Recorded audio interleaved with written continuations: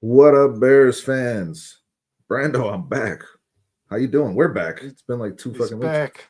You're back He's too. back. We haven't been on Back in a in couple the weeks. I, what? I wonder if we're gonna even have anybody. You know we're live, right?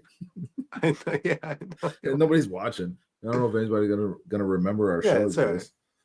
But this is the bare minimum. Live, not live. It's all the this same. is the bare minimum. Brought to you by 4 Star Chicago Sports. I'm Dustin Jones. That's Brandon Duplessis. We're happy to be back. We got some good shit to get into tonight. Obviously, you got a game on Sunday at home against the Giants. We're gonna get into that. We want to have a Loveland love fest because, like, we've been high on this kid since the Bears drafted him, and it's been a rough start to the season. But he had a hell of a game on Sunday, and we really want to just kind of, give him his flowers for a little bit. We're going to go through the NFC North too. We're going to go through the remaining schedules, and we're going to kind of and we'll ask the chat's input too. Like, what do y'all think in terms of wins, losses? How's this thing going to shake out the way we're looking at it now? You're starting to kind of see what these teams are, and then yeah, I mean, whatever the hell else we want to get into. So let's have a good time.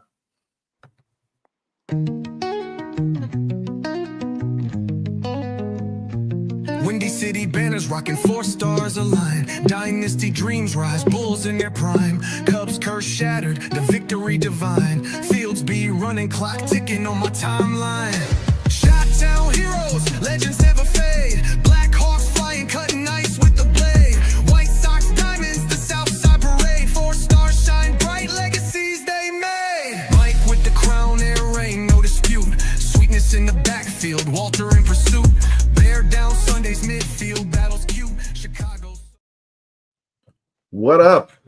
I'm rusty. I didn't plug in my fucking laptop. Yeah, I heard that. Hey, what's up, guys? Welcome to the bare minimum. I just got a notice that my laptop was about to die. We got people in the building already. Sex Machine. Come on, Sex Machine. Joe Treviso. Vizzo Joe changed his name. I noticed that. Vizzo Joe, I'm gone for a couple weeks and you changed your name. It's weirded me out, but thank you for being here. John S. Always here with us. Loyal. What's going on, guys? Contributor in the chat. Dustin, I'm it's good excited to to be be here, back. man. It's good to be back. It's good to be back. Shit happens. Life happens. Got to take care of some shit sometimes. But Yeah. this is fun, and I've been missing it. There's been a few times where I've just been wanting to like just jump on randomly, but I was like, nah, fuck it. I have shit to take care of. But it's okay. This is going to be a lot of fun. I'm excited. And I just want to start by saying, because it got thrown in the chat by Vizzo Joe. I'm still calling you Vizzo Joe. I'm not going with this Joe Treviso shit. But Bo Nix, man, that game tonight was awful. And let me just ask you this question, because I predicted, I thought there was regression for Bo Nix, but the fucking Broncos are 8-2. So like, are the Broncos the worst good team in the NFL? They're the worst best team in the NFL. Well, what's funny that you said the way you led is, I think, the best. The first place to look, right? I texted you guys before that football game started. Hours. I didn't even know the Broncos were playing tonight. I texted you guys. I think the Broncos are. I was really high on them in the offseason, Dustin. I said, I think this Broncos team really is a very good football team, like I had thought they were going to be. And then they came out and looked the way they did. And halfway through that game, it's actually still in my text queue to send to you guys. I had a follow-up text at halftime that I was going to send. I didn't, We're that like said, planning it out. the Broncos are a really good football team. Or I said, I think the Broncos are a really good football team with a really shitty quarterback, man. Bo Nix has not looked Yeah, good. Guys are I open don't. and he's just not hitting them. Sean Payton's designing And a decent game plan for him. He's not executing it. That offense scored 10 points tonight against that Raiders defense, dude. well, They had a game and against the Jets where they scored 13 points and won. Like, this offense is terrible. That defense is amazing, but this offense is bad. And well, his yeah, Bo offensive Nix is line is the bad. I'll say that. I'll say that yeah. for him. I mean, for Bo Nix, but he used to be able to, like his rookie season, he was kind of mobile. He was athletic, man. He could extend play. I mean, he's just a sitting duck. And it was clear that Sean Payton was telling him to get rid of the ball quickly, and his throws were just way off. All All those game. just quick in All game. routes were way off. So I'm not going to sit here and pretend I watched the entire game because like I I was watched like working, 3/4 of it. and good I on turned it you, off dude, in the because fourth that was because ass. it was bad. Yeah. Yeah, I mean, Geno Smith and Bo Nix having a competition to see who can be worse. And I mean, Bo Nix had 2 interceptions. One of them was not his fault. Hit Troy Franklin right in the fucking hands and just popped up in the air and got intercepted. But he's just not looked good. But this Broncos team is 8-2, Brandon. So like, That's right. They're a good football team, man. Or sorry, they're winning games. But they're doing it in such an ugly fashion. Like, I just don't know if it's sustainable. Are they going to go through the playoffs beating teams 13-10? I mean, they have like 20 more sacks than the next highest team in the NFL. Well, they're kicking ass in terms of their defense, but that offense is not sustainable, and Bo Nix needs to figure his shit out. And it's just a thing of like, it's a reminder not to rush to judgment with the Jaden Daniels thing, with the Bo Nix thing, with the Drake May thing, with the Caleb Williams thing. Like, it's like the tale of two seasons in terms of how this stuff is laying out, right? Like Caleb and Drake May are winning games and doing their thing, and now in Bo Nix, his team is winning games, but he has regressed majorly. Jaden Daniels having the season from hell right now, so it's like you got to give these things some time to make these judgments. Listen, I think that should be the model for any position in the NFL. I mean, this is not just a quarterback unique thing. You know what I mean? Like, people keep saying Loveland or Warren's better than Loveland, and now after 1 week, Loveland's better than Warren. It's like, because you're not going to know the answer to that question for like 2 years. You know what I mean? Yeah, realistically. And since you just brought up Loveland, like, you can't know the answer to that question.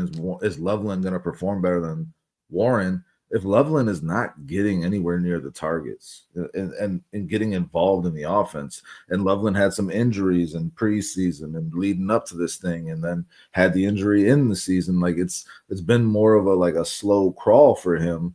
But we saw on Sunday what happens when you get the ball in this guy's hands and when you get him on the field.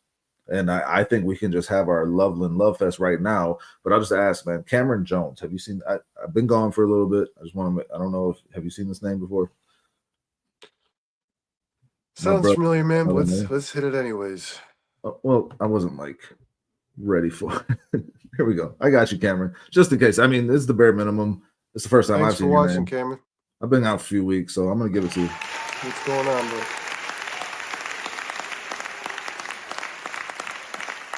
You guys hit that like button. Thanks for being here, man. Make sure you're subscribed if you're not already. Yeah, man. This Loveland Love Fest. Let's get it underway. Should I keep calling it that, or should we call it something? Well, else? Just look at this guy. Look at him. Dude, and I mean, and Dwayne 408. Hold on, man. Who's Dwayne? I ain't seen Dwayne. I've been out of the loop, man. Dwayne's been in here before. Oh, okay. What's going on, Dwayne? What up, dude? Thanks for being here. Thanks for joining us tonight, man. Yeah, Dustin, and I think, you know, what really excites me about Colston Loveland is not just that, like, the kid had his day, and clearly, and I've said this throughout the offseason, I remember saying this a lot, Caleb Williams really likes tight ends. He does. And I remember we looked back at his career, and me and you established live on air when we were doing a show, like, he's really never thrown to him. Yeah. Ever. Yeah. And he does like them. So it's important that a guy, you can get the playmaking ability, like the DJ Moore stuff, the Roman, you can get that playmaking ability out of a guy at that position. And Cole Kmet just isn't that, man. He is a solid guy who can run routes, and he's old, reliable, dependable. But what was exciting on Sunday is most of what Colston Loveland did was after the catch. And like, that's what Ben Johnson, wants in this offense. That's what he knows he needs to exploit, because Cole Kmet can catch the damn ball. He has no problem doing that. I think he's one of the best in the league. I think he's got some, like, the fewest drop rates in the NFL over the course of his career. Since he's been in the league, he just does not drop the ball. Yeah, he can catch, but Colston Loveland can catch the ball and then do something with it. and And that's been the appeal the entire time. That's yes, and why with he a was guy drafted who's number 10. Yes. that big of a mismatch just as a target alone, and then that big of a mismatch after the catch, he's the real deal, man. The kid's the real deal. I believe that, Dustin. 100%. I'm not overreacting. He's the real No, deal. I started to believe it in the draft process, man, which is why I wasn't like bummed when they took him over Tyler Warren. Like, was I surprised a little bit? I don't know, not even really no, because it seemed like that's the way it was going for the Bears. That's where they were leaning. And I think there's a reason that Ben Johnson went with this guy, because he is basically just a big receiver that you can put anywhere on the field and create mismatches. And that's what we've been talking about. And you saw the red zone ability on his first touchdown catch, where he can just get that separation and be a big body target for his quarterback. And that's what I was envisioning for him as soon as the Bears drafted him. But I mean, Brandon, you texted it the other day, and I was just saving it for this show, man, because like, when I watched that game back, and you don't got to watch the all 22, you can just watch the broadcast. Colston Loveland was kicking people's ass in the run blocking game. Oh yeah, Colston Loveland, it's being undersold completely, because I mean, he had the 4 catches for the 118 yards and 2 touchdowns. It was in his draft profile. Yeah, it has been throughout this process. But just go watch this guy. Once he engages a defender, that motherfucker is done. You're not getting off of him. Like, he's just a dog. He's completely being undersold on that. And like, this guy's just never going to get off the field if he continues to play like this. That was the thing that excited me the most. Obviously, the touchdown to win the game is crazy. But like, when I went back and watched it, I was like, Colston Loveland is putting in work blocking. Colston Loveland and Rome Odunze has been blocking really well. Rome was all that whole game. Yeah. Durham Smythe had a great block too. Dude, yeah, we're gonna get into it because touchdown. You know, you weren't there for Monday. It was a fun game to watch. A lot of goods, a lot of highs, a lot of lows. One of the funnest wins I've ever watched as a Bears fan, to be honest. Strange, like, and I hate doing this. I'm not trying to pick on you. Oh, he went back to visit Joe. I'm not trying to pick on you. And he's not in here to defend himself, and I'm not trying to pick on him. But Laz jumped in here Monday and said this, and I want to know what you think, because it really did throw me off, man. I said, Austin Booker made a big impact on the game, and he said, with one play, and I said, well, yeah, but the one play was huge. But then I also said, it was pretty big in the game. What did you think, Dustin? Did you think that he was only effective on one play in that game when you watched him come in? We're talking about Austin Booker in the middle of our Loveland Love Fest. Yeah, we'll get back to Love Fest. Okay, this is what we do. I mean, and listen, I want the conversation to flow in the chat.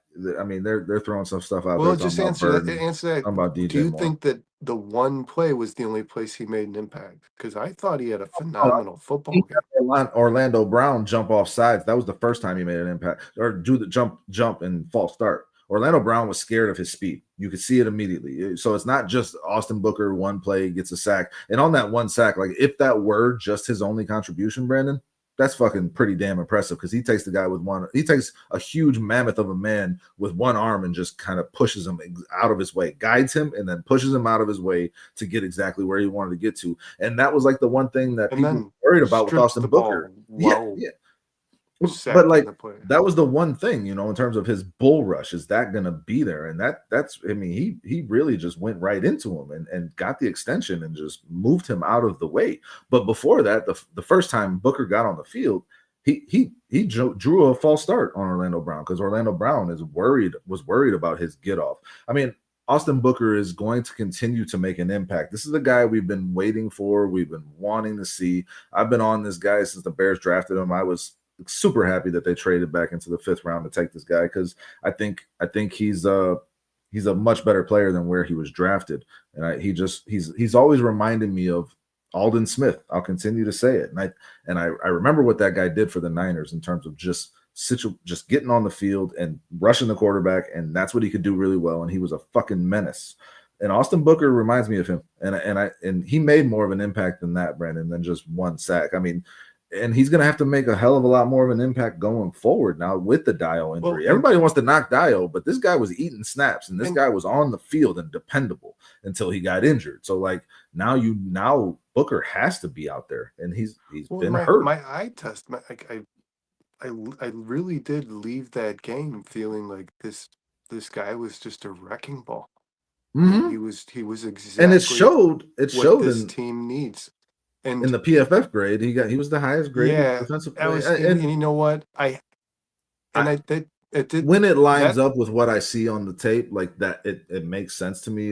It's hard to give it any credence, Brandon, but I know. I'm just saying, like, in terms of how he Well, no, performs. I hate when somebody uses it to debate me. I'm always like, I don't care. So I hate to use it in favor of my debate. You know what I mean? But No, yes, yeah, for sure. You don't he want was to. the Yeah. highest ranked Chicago Bears player per PFF after that football game. He had a 90 grade, which, by the way, man, you don't see numbers like that very often. You know what I mean? Even some of the best players in the league, when they're like last year, the best graded Bears player last season was always in like the 70s. You know what I mean? Mm.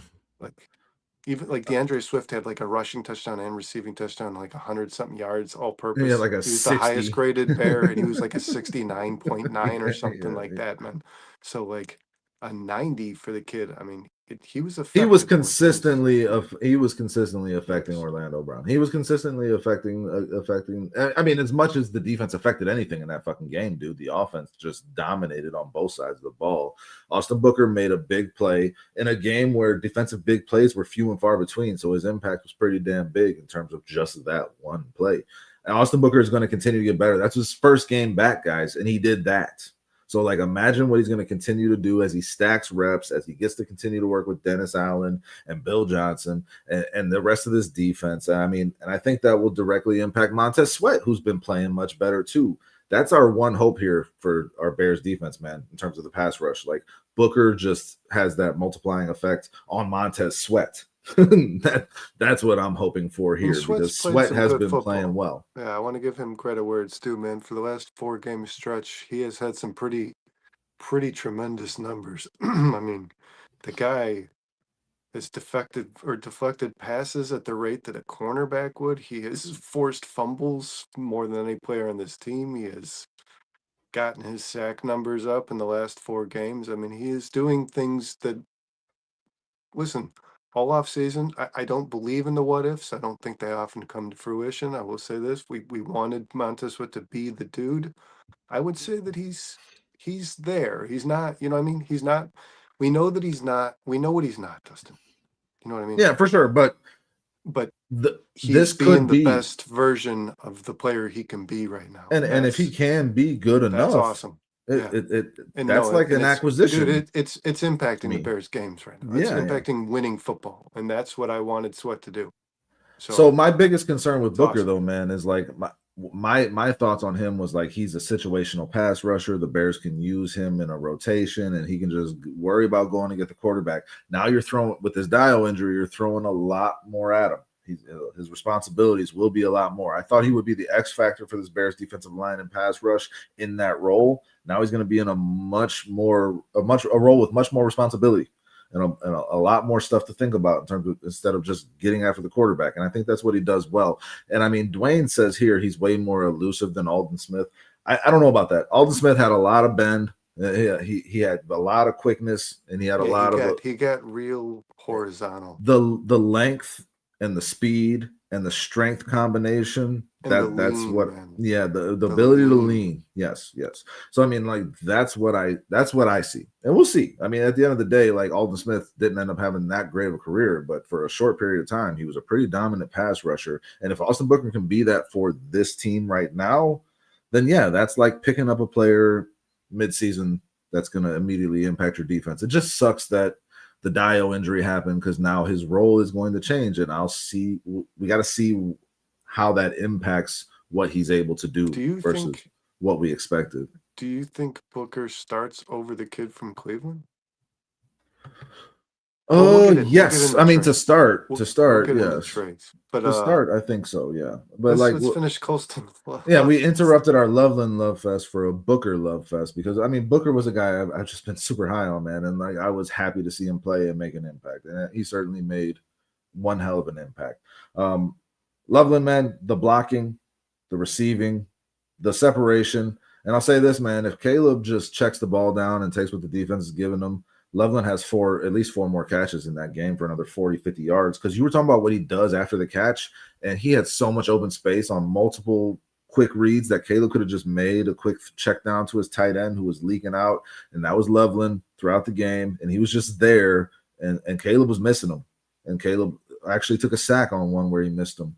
And if that starts clicking, because Loveland is going to continue to be able to do that, if that starts clicking, you're going to see this kid really take off. When it comes to the Tyler Warren, Colston Loveland conversation and comparisons, I get that they're going to be compared, Brandon, and it's a conversation we're going to continue to have because the Bears made a controversial decision in taking Loveland over Warren. But what we've seen from Ben Johnson thus far, I believe in this guy. And I believe that he saw what he needed in Loveland, and that's why he went for him. And you saw that really start to take shape this past Sunday. Well, and I think it's like the sky's the limit for this kid from here on out. The rest of the season, he's going to be taken off. And I see Tyler Warren and that Colts offense in for some regression, personally. I think that they've been performing at much too high of a level for what they're actually capable of. So we'll see how it shakes out by the end of this year and then going forward, man. Let's defend ourselves here at the bare minimum, and I don't think this was a unique opinion to have, but I mean, how many times, Dustin, do we have to tell people with this kid from the minute he was drafted, just trust Ben Johnson? And then we said here at the bare minimum, like, he's not using these rookies enough. He needs to install them into his game plan. And he said before the Bengals game, because he knew, that's a place they could be exploited. He said he was going to, like, you would see the intent of Colston intentionality is what we've been talking about with Burden, with Loveland, with Monunga. Yes, that's what we've been talking about all year. We have been saying here, man, that these are good football players. They just need to play more. And Monunga and Loveland, I think you could argue, carried the entire offense. Without those two players who you added this year. And I think it's fair if you're going to, because we've talked about Ryan Poles and the draft picks that you miss on. We talk about Ruben Hippolyte being a healthy scratch. So you need to credit these guys, Ben Johnson and Ryan Poles, when a guy like Kyle Monunga, a 7th round pick, rushes for the most yards in the NFL. You need to credit Kyle Monunga too. And I mean, the other thing about these, the other thing about these young guys, Loveland looks to be the physical specimen that we all know that he is, man. I mean, that just looks to me it jumps off the page. I famously, the day after the draft, I famously compared him to Tony Gonzalez on our show. And I mean, Jimmy Graham, like those types of tight ends, that's what this kid reminds me of. And I think that's what he can be. That's lofty comparisons, and I understand it's way out there and high potential of being wrong, but I see it. I see the potential for it. And the other thing that you didn't mention about these young guys, man, and you listen to Kyle Monunga talk, you listen to Colston Loveland talk, you listen to Luther. These guys are about their business. They are not happy with what they have done. They want to keep doing more. So they have the character, which we've known since they were drafted as well. These are hardworking, no nonsense, no bullshit guys that are going to keep working to get better, and they're going to buy into what the coaches are coaching them. And that's huge as well. Like, they're not just resting on their talent. They also have the mental toughness and the grit. And I'll say this, man, with the Cincinnati Bengals, I think if Britton Brown had carried the ball on every down in that game, he would have had the same stats as Kyle Monunga. I do believe that. Now, Kyle Monunga does push hard. I think at the end of the you would have seen big plays broken. No, because I was just on social media, man, and the play scrolled across my feed. Let me finish making my point. Yeah, let me finish making my point. That the Bengals run defense is atrocious. Yeah, the Bengals defense was atrocious against tight ends. If Cole Kmet had stayed on the field, I think he would have ended up, and Loveland wasn't an option. I think he would have seen Cole Kmet get his as well. For sure. So I mean, like, I think he would have gotten his with Loveland. DeAndre Swift would have torn apart that run defense. We're not going to see Kyle Monunga rush for 150 yards this week, even if DeAndre Swift wasn't available. 75. I'm just throwing another number out there. He had 176 rushing yards. I understand. He fucking dominated. But there is some perspective and there is some context to add. He had a damn good game. You can only play who's in front of you, and he exploited the hell out of that matchup, and he kicked ass. So did Colston Loveland. I need to see them stack this stuff up. I want to see the Bears figure this thing out going forward, getting them involved. It is important to say this, man. You said that you think that Britton Brown would have Britton Brown's touchdown was untouched, and it was a great play. He hit the gap, he burned him. There was some damn good blocking Kyle downfield, like there was all game. Where there weren't any. Kyle Monungai pushes the pile.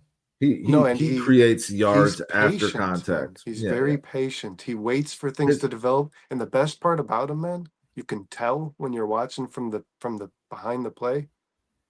Once he gets really close to the offensive line, people lose him. He's so small. Little. Yeah, you can't see him anymore, and he's kind of like waiting behind his line. He's patient, and he finds a gap. He waits for things to develop. I was really impressed by his running, man. I was. Brandon, this is why I've been saying this is no 100%. I'm still impressed. I'm just saying, like, you're not going to continue to see him do that game to game. Obviously, with Swift, and you are going to continue to see running backs torch the Bengals. Yes, 100%. And this is why I was saying, man, that he reminds me of Maurice Jones-Drew. MJD used to do that same shit you were just talking about, hiding behind the line and find a little hole and just dig through it and then plow through people. He fouled his lead block like Darnell Wright. He fouled him multiple times and just kind of crouched behind him, man. Yep, and then finds his spot and breaks out. Yeah. And man, I texted you guys and I said it like an NFL back. Yeah. I said it on the show, like, this guy is our second running back. Roschon Johnson is irrelevant when this guy is carrying the ball. You can just see it when he carries it. I just see it. I see that he has the ability. He has much better vision than a lot of people want to give him credit for. He has much more awareness, a lot of awareness for a rookie running back. And like, the sky's the limit for this kid in this Ben Johnson offense, because he's just going to put in the work, man. He is not okay with just having that game, and now that's good. And Roschon had one carry this season, was huge. It was third and short, and he got more yardage than was there. He got more yards than were on the field. He got them himself. He earned them, and he was out for another 6 games, dude. I mean, yeah, but even then, Roschon isn't even about how good or bad he is, man. It is though. It's just he's not going to get signed again. I've never watched Roschon Johnson run the ball and he's not going to be extended. He's done. Yeah, for sure. But I'm just saying, I've never watched Roschon Johnson run the ball and thought what I think about Kyle Monungai when I watched him run in the preseason against the Miami Dolphins. You just see it in some players, and other players you just know it's not there. And Roschon is a serviceable yeoman's work kind of guy, but like really. Kyle in terms of when he's on the field, but Kyle Monungai, Kyle Monungai is a little bit more than that. He's a little more special than that, and it excites you to think about what this kid can turn into. And you start to think about Ben Johnson's offense and how he uses these running backs and creates a running game and this offensive line, like, do the Bears need to spend a first-round pick on a running back if this is what he's getting? Your production's not going to get much better than what it is right now in terms of what he's getting out of DeAndre Swift and Kyle Monungai. So, like, does this just eliminate that whole asset that we thought all offseason that they were going to need to spend next offseason? And even at the start of this season? Like, the Bears have to draft Jeremiah Love, or they have to go sign so-and-so in free agency. Maybe they don't. Maybe Ben Johnson can get exactly what he needs out of these guys. So far, since the bye week, he has been able to do exactly that, Brandon. Yeah, and I think you have two players who are very good at the thing that they're good at, and you don't have the guy that does it all. And the only issue with that, my concern was predictability. Yes, and but that's not even been the case. If one of them, because this is a position, especially in Roschon Johnson's case, it's a position that's often injured. If you lose one of them, then you lost one of the elements. You know what I mean? Yeah, and when you're playing the Bengals defense, that's okay. But if you're playing the Eagles defense, that's not okay. Yeah, and speaking of both the elements. Yeah. Speaking of the Eagles, I mean, Shannon threw this out here, and I just want to respond to him real quick. It's good to see Shannon. I mean, been a little bit since I had a chance to talk to you, Shannon. He says, I'm mad that they didn't go for it. He's mad as hell they didn't go for it. In terms of the Bears at the trade deadline, is what he's referring to. Who knows how many times you're going to be in this position.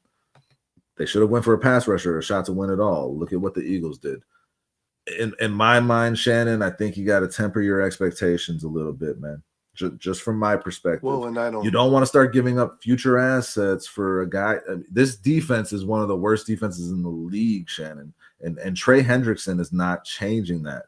And if you give up first round picks to get a guy like Trey Hendrickson or Max Crosby or whoever that guy is that you wanted, it's not going to impact this defense enough to change much in this season. Well, this is the first year with Ben Johnson, man. You got to have a little more patience because this team is in it for the long haul. They're looking at the future as well as now. And right now they're 5-3, man, and they're finding ways to win despite it. And it's important, Shannon. As far as I'm reading, I don't know how credible this. Go Google it yourself. As far as I'm reading, Ryan Poles called everybody about everybody. Yeah, Ryan Poles called about Max Crosby. Ryan Poles, I think, made a Myles Garrett. I mean, Ryan Poles was just checking to see about anybody, is what I'm reading. That he was pretty engaged and pretty active, and that he was just turned down a lot. Not even like negotiations didn't go the right way. Teams just told him we're not interested in trading this player. So like, there's not a. Yeah, he said, and Ben Johnson said that he looked under every stone. That was I think that was the words that they used. And it's like also like the amount that you'd have to give up to get these guys. Their shot though. Yeah, it's important to know. And the amount that you would have to give up these guys, as Dwayne says here, I think everyone was overpriced. You know, like it wouldn't have been worth it in terms of how you're trying to build this team. I thought the Phillips trade was a trade I would consider. No doubt, that would have been worth it to me. I mean, but like what was available at the trade deadline is what I'm referring to, and it's like there just wasn't that piece there that made sense. And you're talking about your future as well as your current, you know what I'm saying? And Ben Johnson is just now getting this thing going, and we see what it can be. And it's just gonna take some time, and you can't mortgage your future for right now because the Bears are not a Super Bowl contender right now. They're just not. You fucking just gave up 15 points in 49 seconds to the fucking Cincinnati Bengals. You should have had that game won. If they had lost that game, it would have been worse than the Hail Mary against the Commanders. It would have been worse. And Caleb, you know, pulled the rabbit out of a hat and won that game, even though I think we all had a little confidence that they would at least get that field goal. But like this team is not that, Shannon. This team is like a 9-10 win team max, can be a little frisky maybe in the playoffs, but they are not ready to compete with some of the big dogs in the NFL. And you cannot mortgage your future on a delusion, man. You can't. The thing that worries me about this Bears team, because what's up, Jimmy? Dustin, I mean, look at this real quick. They're signed up for your monthly. They're about to. What's going on, man? Thanks for joining us, brother. Have you seen Jimmy before? No, Jimmy. Me neither. Welcome Jimmy. in, my man. Yeah, man. Hopefully you're subscribed. We appreciate you.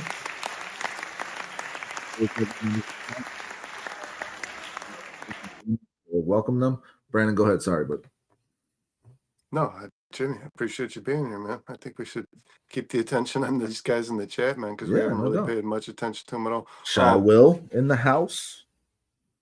Yeah, and I do think the sky's the limit for this football team, Dustin. We were talking about their ability to win the division, but I just don't know that with the health concerns on the defensive side of the football, how far you can go. You're missing the bulk of your roster. I mean, this is getting rough, man. So the defensive line is depleted. Jalen Johnson, you don't know when that guy's coming back. He's obviously a huge threat. Gardner Johnson played a good football game, but he's not Jalen Johnson. He's not playing the same position anyways. Nahshon Wright's a liability. He's a good Kyler Gordon replacement, which is what they signed him to be, Brandon. I said this pretty early in the season. I think I said this after the first week after the Vikings game, man. I said that I just don't know that Dennis Allen has the pieces to run the defense he wants to. And now that they're majority injured, he doesn't have close to the talent he needs to run the offense or defense he wants to run. Yeah. So that's some of this. They could be a team that can get it together and play for 4 quarters.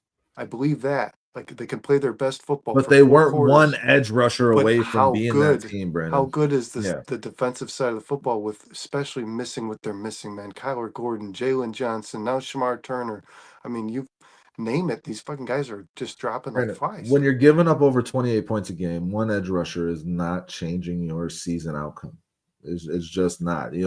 Dennis Allen is doing a good amount, some decent stuff with what he has. Like you said, the injuries are a problem, and this defense is He had just not Gardner very Johnson good. a sack This defense is not. in his first week. The way he calls the blitzes is looking nice and those things, but like this defense is getting exposed left and right, and an edge rusher doesn't change that. And if you give up first, second round picks for a guy that's not going to change the outcome of your season and not make that difference, it's just not worth it. I mean, wanting that now doesn't make sense to me. I mean, I this think is too deep down the rabbit hole, Dustin, but while we're talking about draft capital for an edge rusher, the 2026 draft is loaded with edge rush. Yeah, man. This is a strong class. You can probably get with a second round pick a quality edge rusher in this upcoming draft. There's two guys in particular that I think are going to be drafted in the second round that I think are phenomenal talent. So I wouldn't be giving away high picks for a guy just to try to band-aid a season, man. You know what I mean? I'm never for that. If you're getting a Myles Garrett, sure. That's changing things for your future. That's changing the as future well as your present of your organization. Yes. If you're getting a guy like Phillips and the price is right, okay. If you're talking about first, second round pick for somebody like that, no. I'll spend it on a guy in the draft, man. Shannon says here, I seen the Redskins in the NFC Championship game 10 months. It was a quick turnaround, which shows you can go from worst to first fast. And teams do it every year, Shannon. But the Redskins just spent this offseason trading away draft picks for Laramie Tunsil's and Deebo Samuels, and they're having a season from hell, man. And I think they might wish they had those picks back. Is all I'm saying. Like Deebo Samuel's been pretty impactful. Yeah, no doubt. But like, this is a wasted year on a receiver that's already kind of getting up there in doesn't age. Look very good, man. Yeah, so I mean, like it can burn you. It can help you. If you're the Eagles, it's going to help you. You compared that to the Eagles, Shannon. The Eagles are that team that everyone knows has a target on their back. This is the best team in the NFC. To me, that's what the Eagles are. So, like, it makes sense for them to be aggressive, to continue to find that edge. The Bears are in a feeling out process here. This is the first year with this offense, the first year with Dennis Allen and this defense, and it's going to take some time. And as Brandon said, Dennis Allen don't have the personnel right now to run his defense to its best. And Ben Johnson still doesn't have all the personnel to run his offense to its best. And they're still finding a way to win games. So let's just enjoy this process, and let's not mortgage our future for a flash in the pan hope of 11 wins this season. Because you're not listen, we're going to play the Eagles this season, and we're going to see what competition is. And it sucks to do it, Shannon. But Jimmy Stein. I think it's fair to say after 8 weeks now, this is a team that you need to start being really fucking excited about for 2026, man. Yeah, let's enjoy this process. Yeah, after for sure. Another draft is going to be terrifying, I think. So, yeah, we're watching them build it. It's cool. Brandon, you're watching the foundation get laid here. It's cool. It's exactly what we hoped would happen. Yes, and this is a part of this. This feeds right into that, and this is an important thing to talk about today, I think. For me, and I know it's not like on our docket, but since Vizzo brought it up, this whole narrative that Ryan Poles had to be told by Ben Johnson to think about the future. Poles said Ben told him to look at the long run. It was a collaborative effort, and it's being framed in a different way. I mean, think about Ryan Poles and the first few years as a GM when you got Matt Eberflus, and he has nothing for you. He has nothing. There's not a single thing Matt Eberflus is saying to you that's like helping you do your job better as a first-time general manager who's my fucking age. Like Ryan Poles is 38 years old, trying to figure out how to be an NFL GM, and the Bears give him Matt Eberflus. That's who you have. That's your muse. Yeah, that's your counsel. He now has Ben Johnson, who's been a part of some solid teams that have done it the right way and built it the right way, and Dennis Allen, who's been a defensive coordinator for teams that have done it the right way and been a head coach and been through the process. So now he has these guys that he can lean on to kind of help guide him and understand like this is how we're going to build this team, because he's never fucking done it before. He's trying to figure it out. But it's like Ben Johnson didn't just tell him, hey, dummy, don't trade away all of our picks. We still got the future to think about. That's not what happened. They sat and had a conversation and said, these are our options. This is what we could look to do. And it's not fair. And they decided to not, pull the trigger on anything that would damage their future potentially for something in the short term. And they were on the same page about that. It's not, I don't think it's Ryan Poles, Ben Johnson putting a leash on Ryan Poles, guys. That's not a fair way to frame it. This is how it's supposed to be. The head coach and the GM have this collaborative effort to decide how to best lay out the future for your franchise in a successful way. Just because we've never had that before as Bears fans, it feels like since like the mid 2000s and shit. It's like, let's give Ryan Poles a little slack there. He's not just some dumb kid that needs to be told by Ben Johnson that this is how you do this. It's very clear. But it's good that he has that help. That's good. He needs that. It's very clear, and it's pretty cool to even hear, because it's not something I ever thought about as a fan, but it's pretty clear that these guys now, you've heard multiple guys say it, and they've said it multiple times now, that Ben Johnson keeps saying it's going to be so much easier next season because we're going to have so much film. We don't have any tape. We have nothing. You know what I mean? Yeah, the tape they had Skeleton. was bad tape. Yes. Bad tape. So yeah. And he's saying so next year you're going to have, in the off season, you're going to work on everything on tape that looks bad, anything that needs fixing or fine tuning. You're working on. So next season you're coming in as a much different football team. I think that was the vision the whole time. You know what I mean? Mm-hmm. They weren't expecting. Yeah. This is a process. But I think you're right, Dustin, in saying that it's important to know. And I've said this before, and I'm going to stand firm on it because I have been disagreed with. But there's just no way I'm wrong about it. Matt Eberflus did not give Poles a direction. Nothing. He didn't nothing. give him. He was in he the didn't dark. say, "I want this guy, or this guy." Man, I think what he said to Poles is, "These are the positions that are most important to me." What's up, Jimmy? And he pretty much, I think, Matt Eberflus assumed it's your job, Poles, to find the best one with your scouting department. These are the guys where this is the position that's most important to me, a nose tack or whatever. And Ryan Poles would have to go find the best one, the guy he thought was the best.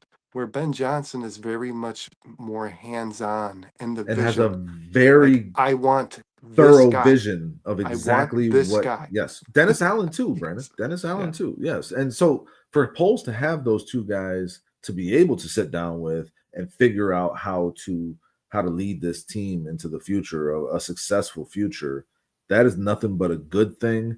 And it's unfair to just frame it as like Ben Johnson needs to slap him around, basically, and tell him like, don't be stupid and trade away all our picks. Yes. But the fact that we have it and there's like that symmetry and that these guys are sitting down and figuring it out together, it's only a positive thing to me. It's going to make Ryan Poles better. It's going to make Ben Johnson better. Yeah, 100%. And I mean, Williams better. Am I going to dismiss the idea that Ben Johnson eventually could be a better GM than Ryan Poles? No, I think that could be a possibility. But I think Ryan Poles has been in a tough spot in terms of who the coach that was supposed to determine the vision of his team didn't have a vision. Matt Eberflus had nothing, as you said. So Ben Johnson having that vision is something Poles should lean on. He needs to lean on. That's how successful teams work. That's how it works. If you're not doing that and you don't have alignment, then your team is dysfunctional, which is what we have seen in Chicago, right? So just don't pile on Poles in that regard. And to me, like it's disingenuous and it's not in good faith. Yeah, it's spinning a narrative that doesn't in regards exist. to Poles. He's here to stay. He got the extension, and as of late, I don't think this is the wrong time to complain about Ryan Poles. And no I'm doubt. not saying this team is 5-3. This is not directed to anybody in the chat. This is just the general consensus. Talking to you, Jimmy. People are split down the middle, I think, in Chicago about Ryan Poles, and I have no problem with people who criticize him, but I think now, at this point of his career, is probably the best it's ever looked in regards to the future and the things that he's in control of, what he's done with draft capital, holding on to draft capital, and trying to build this team. And we saw Sean has been on this show a lot saying that other teams' rookies are winning their games and making impact. And look what happened. These guys got an opportunity and they And they carried took this off. advantage of it. Yep. And they took advantage of it. And you start to see how this thing can look. And Ben Johnson keeps saying, we're going to be playing our best football in December. Right now, they're 5-3. And we're going to go through their schedule and we're going to look at where we think they can end up. And I think it can get a little bit better before it gets a little bit worse. The competition level is going to ramp up. But all these games are tough, man. And this team keeps finding ways to win. So, like, if they can keep finding ways to win enough until they're playing their best ball, that's all very encouraging. And you, like you said, Brandon, and like I've been saying all offseason, we've been saying you're laying the foundation now you had nothing. You had nothing. This is ground up. You're laying the foundation that you can then build on. And Colston Loveland is going to be a very big fucking part of that. He showed that on Sunday. I love this kid. He's going to keep fucking dominating. Just get him the ball. This defenses are not going to know what to do with this 12 personnel with Cole Kmet and Colston Loveland if they actually utilize it the correct way, man. And they get this kid involved in the red zone. That's what this team needs, because the red zone has been a big issue. I said this, and I firmly believe it. And you laughed about yourself and your comparisons to Tony Gonzalez, but I believe this. He has the potential to be the best target on this Bears offense. Mm-hmm. And certainly the number one red zone target, because there are some really good players on this Bears offense. That's the ceiling I believe Colston Loveland had. That's how good I think he can be. He can be a Travis Kelce player where he is the best guy catching the ball on that football team. Yep. I think that's the impact he can make. Shannon, this team needs a starting cornerback because Nashawn Wright is not even a replacement level player at that position right now. This team needs more pass rush. This team needs more interior help, which they wanted to start using Dio on the inside. Samuel, right? Right. Well, Samuel's coming in on Tuesday. But he's visiting with everybody in the league, basically. So, like, he's going to have his pick of the litter, and he's going to make the best choice for him.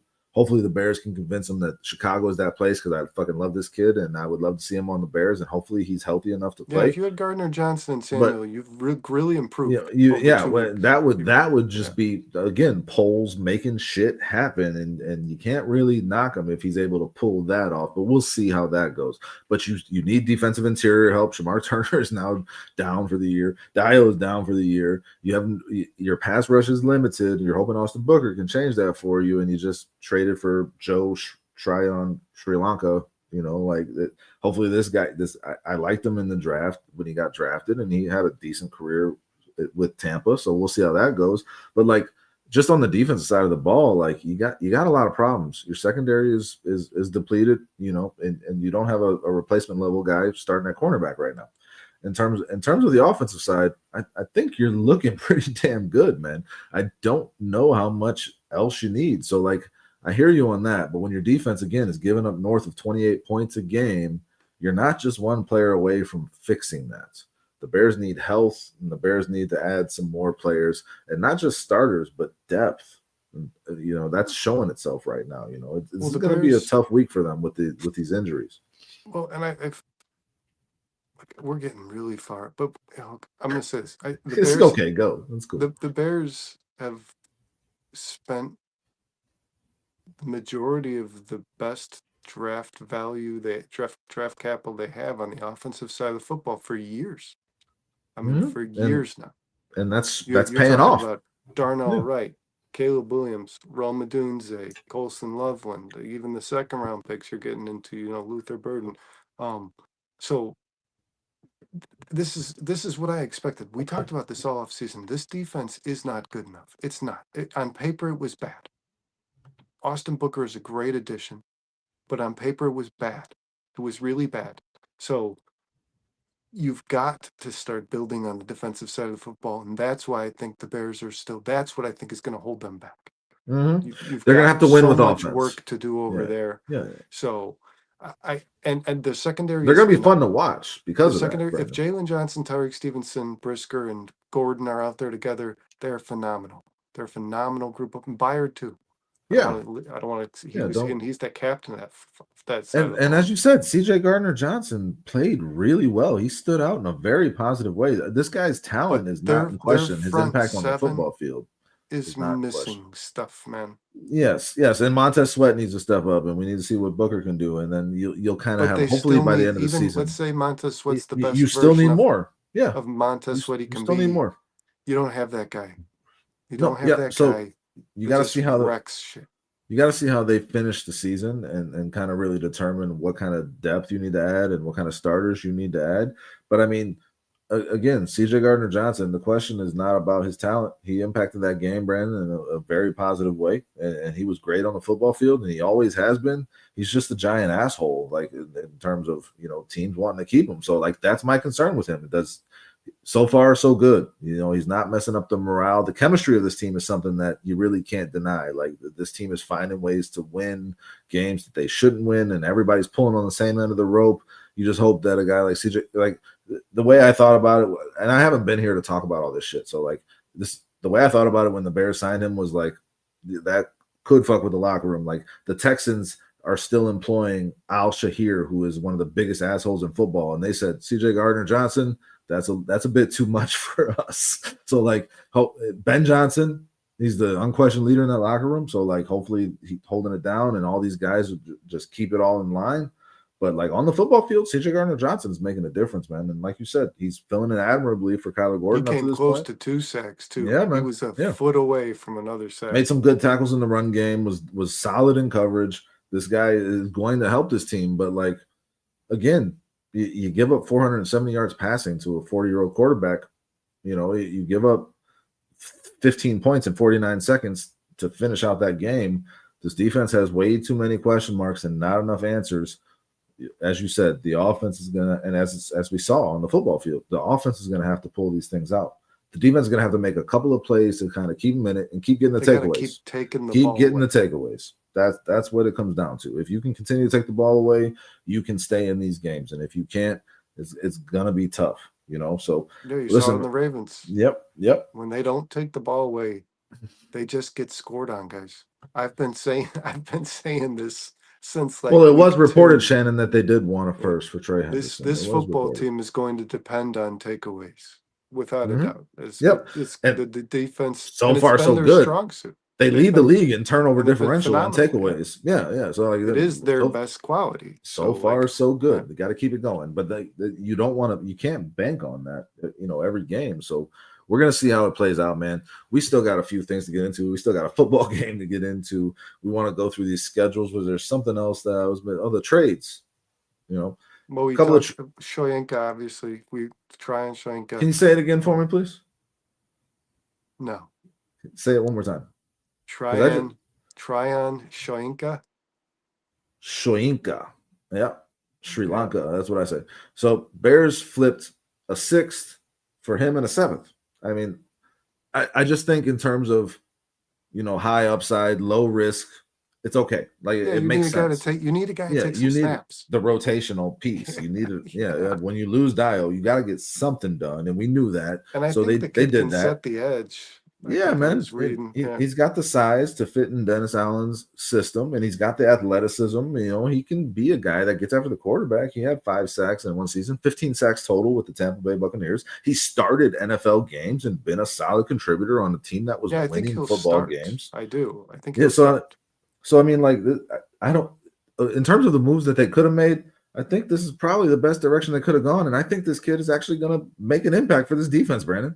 I do. I think you're going to see him in the backfield, harassing these quarterbacks a little bit. I do. I don't want to get it. It could be one of those change of scenery things, man. Sometimes a guy just improves when he goes to a new setting. And I'll say this, man. When Moody got here, he said, this is the most winning environment I've ever been a part of. That's what Moody said about this Bears team. And that guy was on the Niners. That went to a Super Bowl. That was in a Super Bowl. He lost them a Super Bowl. But I think I think it just means the culture is very they're very.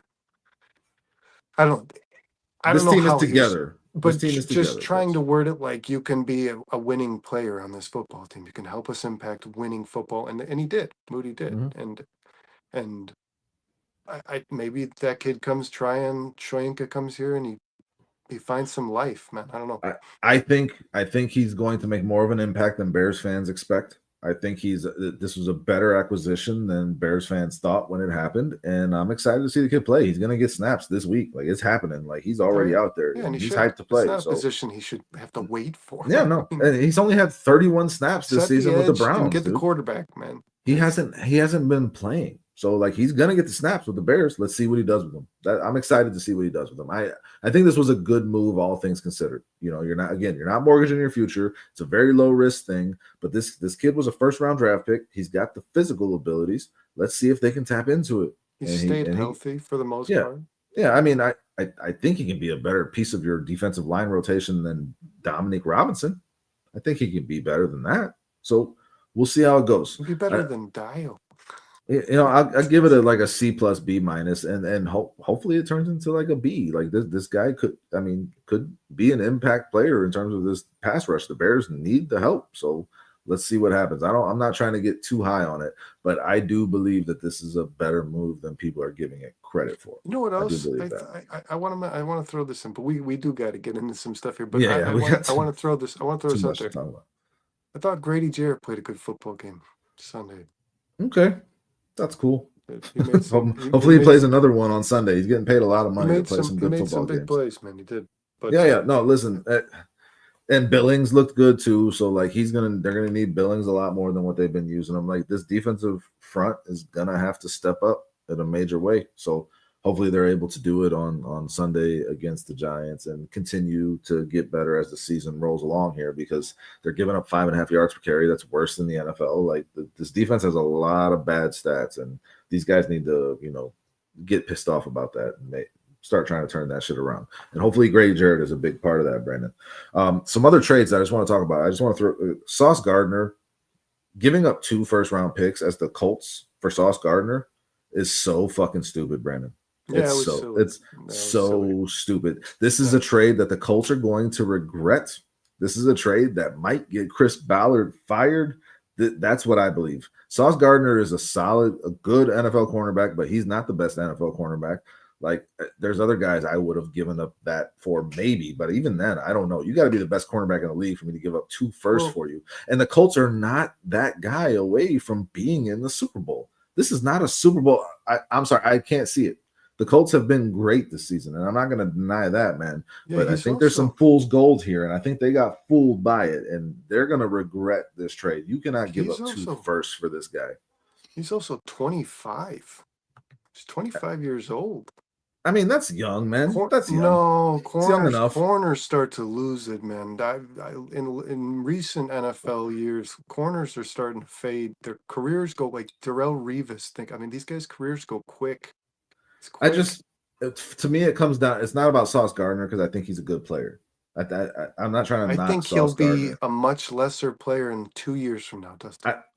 That's very possible. And I watch.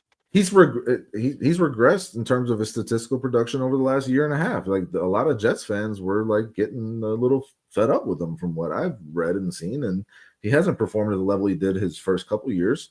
He's not been as good. So, like, all I'm saying is this is about my lack of belief in the Colts, Brandon, more so than anything. Like, I don't think that they were Sauce Gardner away from being a Super Bowl contender. And I don't know what they were thinking doing this. I think it was a really bad trade. And the Jets, you could have made some really big impact draft picks in the first round. Yeah, dude, you're gonna miss those draft picks so bad. And the Cowboys are gonna miss their first rounder in 27 and the second rounder that they traded for Quinnen Williams. The Jets stacked 3 first-round picks and a second-round pick, trading Sauce Gardner and Quinnen Williams. The Jets, that's like the smartest shit I've seen the Jets do in all my time watching football. The Jets have been idiots. Is something you might never say again. Yeah, I don't know. We'll see. We'll see what they do with the picks. But to get what they got for those guys, I was very impressed by it, man. I mean, Quinnen Williams is not changing the Cowboys season either. What were they thinking? I could be wrong about this, but keep your eyes on this, guys. I think put him in his starting role.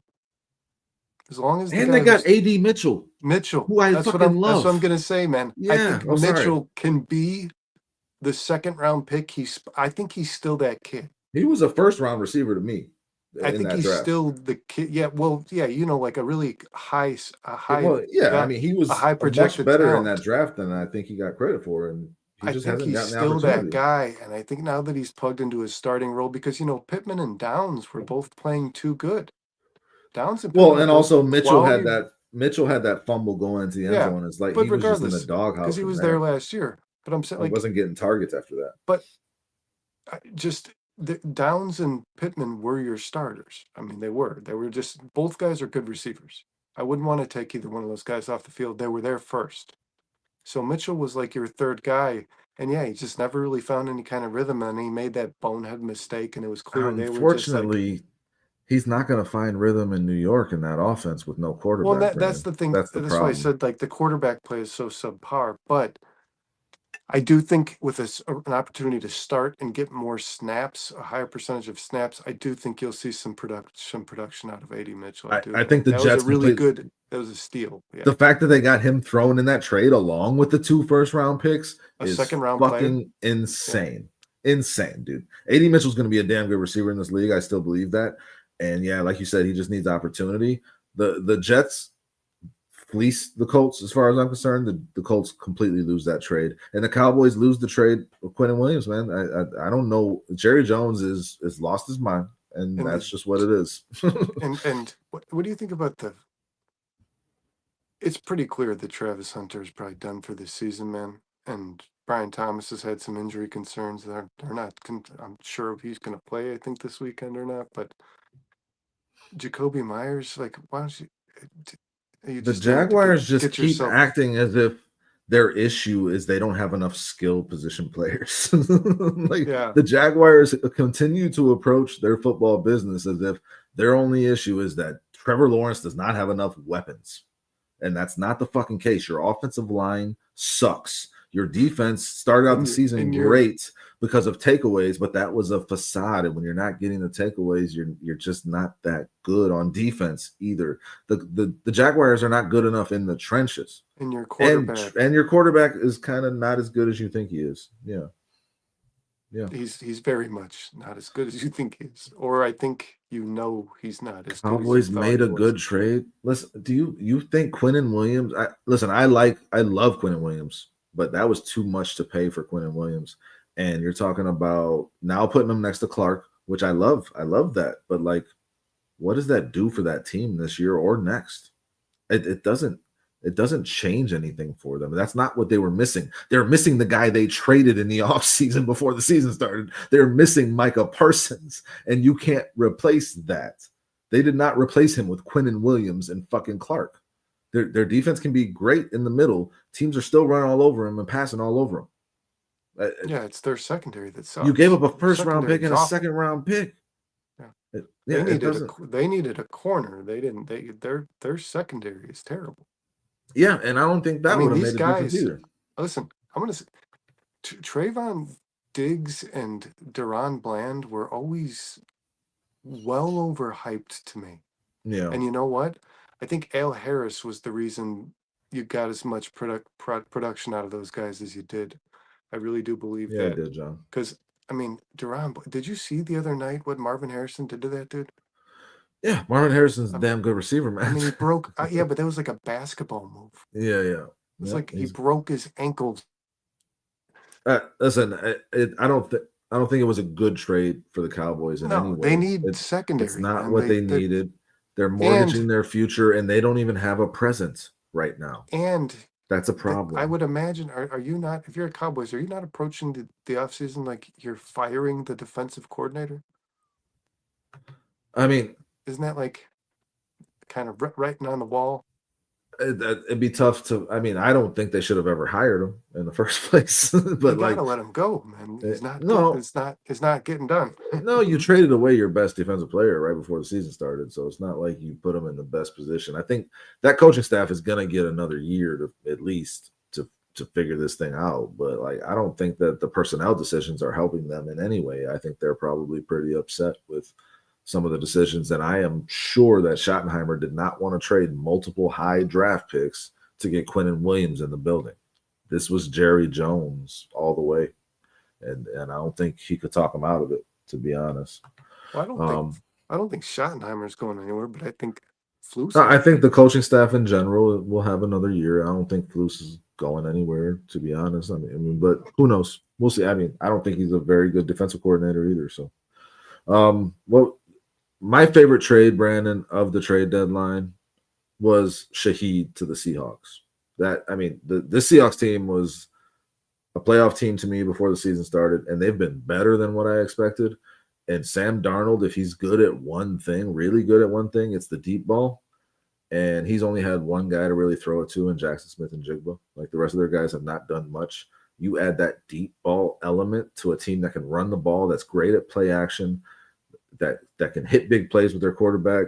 That makes their offense so much more dangerous. That was the best trade of the trade deadline to me, man. The Seahawks fucking killed it with that one. Yeah, and they got a kid on their roster, and they need to start using more often. That Horton? Arroyo kid is a monster. Arroyo, I loved him in the draft. I was Yeah, he reading looks his great every fantasy time he gets profile. opportunity. And you know, sometimes I think I'm crazy and I'm losing it when I talk about the eye test. Sometimes I think nobody ever really defines that the same way, that term, the eye test. But like, I've read his fantasy profile, Arroyo, and it says this. What's up, True Pilgrim? Not getting a big opportunity. They need like an injury to Barner, or he'll need to prove that he should start over Barner. But they said, Barner fucking sucks. But they said I agree. They said add Arroyo to a dynasty league strictly, purely for his athleticism. I mean, this kid you see it every time he gets an opportunity. Yes, Brandon. he is a wide receiver playing the tight end positions. These guys are rare. They're Colston Lovelands. They're matchup nightmares, and you got to get them on the field, man. That Seahawks team is fucking scary, dude. That defense is top 5 in the league, and their offense has been hitting on all cylinders. They got one of the top 5 receivers in the NFL, and then they just added Shaheed 1-2 punch at the running back position. Yeah, I mean, like that Seahawks team is even better than I expected, and that's kind of scary because I expected them to be a playoff team. All right, let's get in the NFC North. We're losing. Purple Jesus. What's going on, Kyle? I think that was bound to happen either way, man. Let's talk the NFC North. We're going to go through schedules of all 4 NFC North teams and kind of pick this out. And you guys throw in what you got as well, just to kind of keep it going. Start with the Vikings. Let's see here. Vikings are 4-4, Brandon. Where are they? Good there. Vikings are 4-4. They beat the Bears on Monday Night Football, game that they should not have won. And this week they got the Ravens. They're hosting the Ravens. That's a loss. I think that's a loss as well. So that puts them to 4-5. What's the chat saying?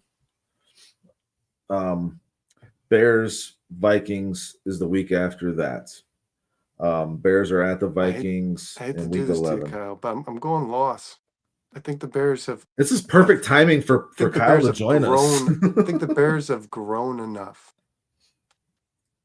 from where they were week 1, because they were very new to, McCarthy was the only thing that was new to that Vikings team coming into the first week of that season. They were the football. I mean, they added some pieces, but the system was the same. The roster was majority the same. The Bears were very new. Everything was new, and they're growing week by week. And I think they showed in 3 quarters of that football game against the Vikings that they could dominate them. Yeah. So I think, and they just gave it up. I think that's a loss. I'm gonna say loss. I think it's a loss as well. That puts the Vikings at 4-6 by our count. And Kyle, you should join us ahead of that matchup, November 16th, like you did to start out the season. Thanks for being here, man. But yeah, I got listen, and I just got to say it. If you got an alter ego that you call 9, I'm not rocking with that. And then you talk about that alter ego in the third person and you make scary faces in the line. Like, it's just all too much. I cannot stand JJ McCarthy, man. Like, I didn't think he was very good, and I don't think he's been very good. I think he's been good enough. But like, and on top of that, he's just completely he's just hard to stomach in general. And I mean, I know Vikings fans are like trying to say this thing, well, like everybody's against our quarterback. No quarterback ever gets this much hate. Yeah, no, ours did. Ours still does. Caleb Williams has gotten obliterated by national media, local media, everything. So like, I'm glad you guys are rallying behind your guy, but Caleb You Williams made the gets wrong decision. blasted by his own fans. Sam Darnold is kicking ass in Seattle. You should have resigned the guy. You had Daniel Jones in the building. You should have resigned him. I know you tried to, and Daniel Jones basically chose the Colts because he had more of an opportunity. I think you picked the wrong horse. I think that's going to show itself. 4-6, we got them at. Then they're at the Packers, Brandon. That's a loss. Yeah, at Green Bay. Yeah, 4-7. Then they're at the Seahawks, Brandon. That's 4-8. We're just gonna pick losses for the fucking No, Vikings. then the Commanders go. Commanders at the Vikings. Yes, that's a the win. 5-7. 5 Cowboys, and 7. they got them. Okay, 6-7. Vikings are hanging in there. Jefferson's gonna torch that team. Yeah, Giants. I'll take the Vikings. Vikings at the Giants. Okay, 7-7. You just battled back to 500 if you're the Vikings. God, they just beat the Lions. Fucking Lions at the Vikings, week 17. And they just beat them. I'm not gonna pick them to beat them again. No, I'll take a loss to the That's a Lions, lot. and I'll take a win against Green Bay at home in Minnesota. I'll give them that. Okay, so what do we got them at? 8-9 then? I don't know. I thought you were doing that. 4-5, 4-6, 4-7, 4-8, 5-8, 6-8, 7-8, 7-9, 8-9. Yep, 8-9. I was right. Which is what I called their record before the season started. I think I had them with 6 or 7 wins, man. That was my preseason prediction. What's the chat saying, man? I'm looking at the schedule, so.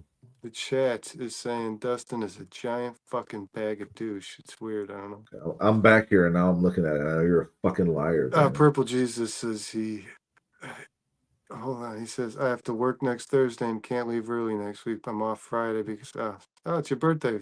Happy birthday next Happy Friday. birthday. He says, hate him. Hate his ass as hard as you can.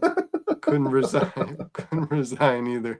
Caleb Williams is the most hated man in all of sports. His own fan base. So a lot of people, when you're a hated player, typically means like Dustin said, the media will torch you, but it often means like opposing fan bases dislike you.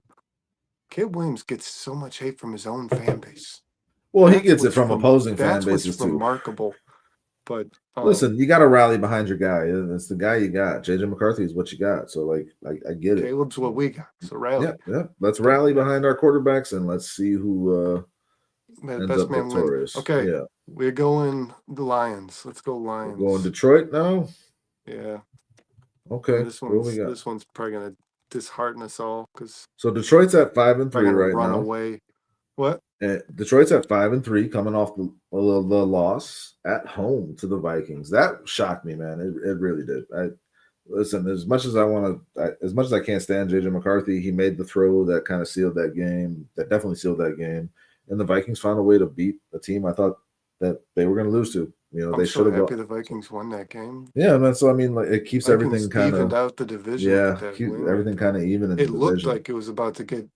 If the Lions won that and the Vikings lost, the Vikings would be just falling further and further down, and the Lions would just. The Lions have been a weird team this year because there was a point in this season, Brandon, where they looked like the best team in the NFL. And right now they're 5-3. They just lost to the Vikings at home, and like, I do not rule out the possibility that they could go on the road and lose to a Jaden Daniels-less Commanders team. I don't rule it out. Like this, there's the season from hell thing is still in play for the Lions.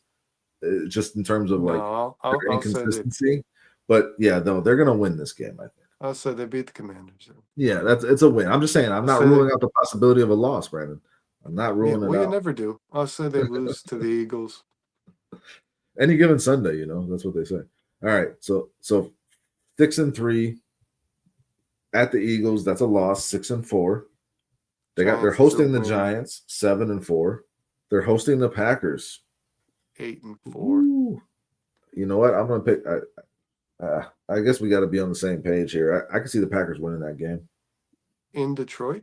Yeah, man. I mean, the Vikings just went to fucking Detroit and beat them.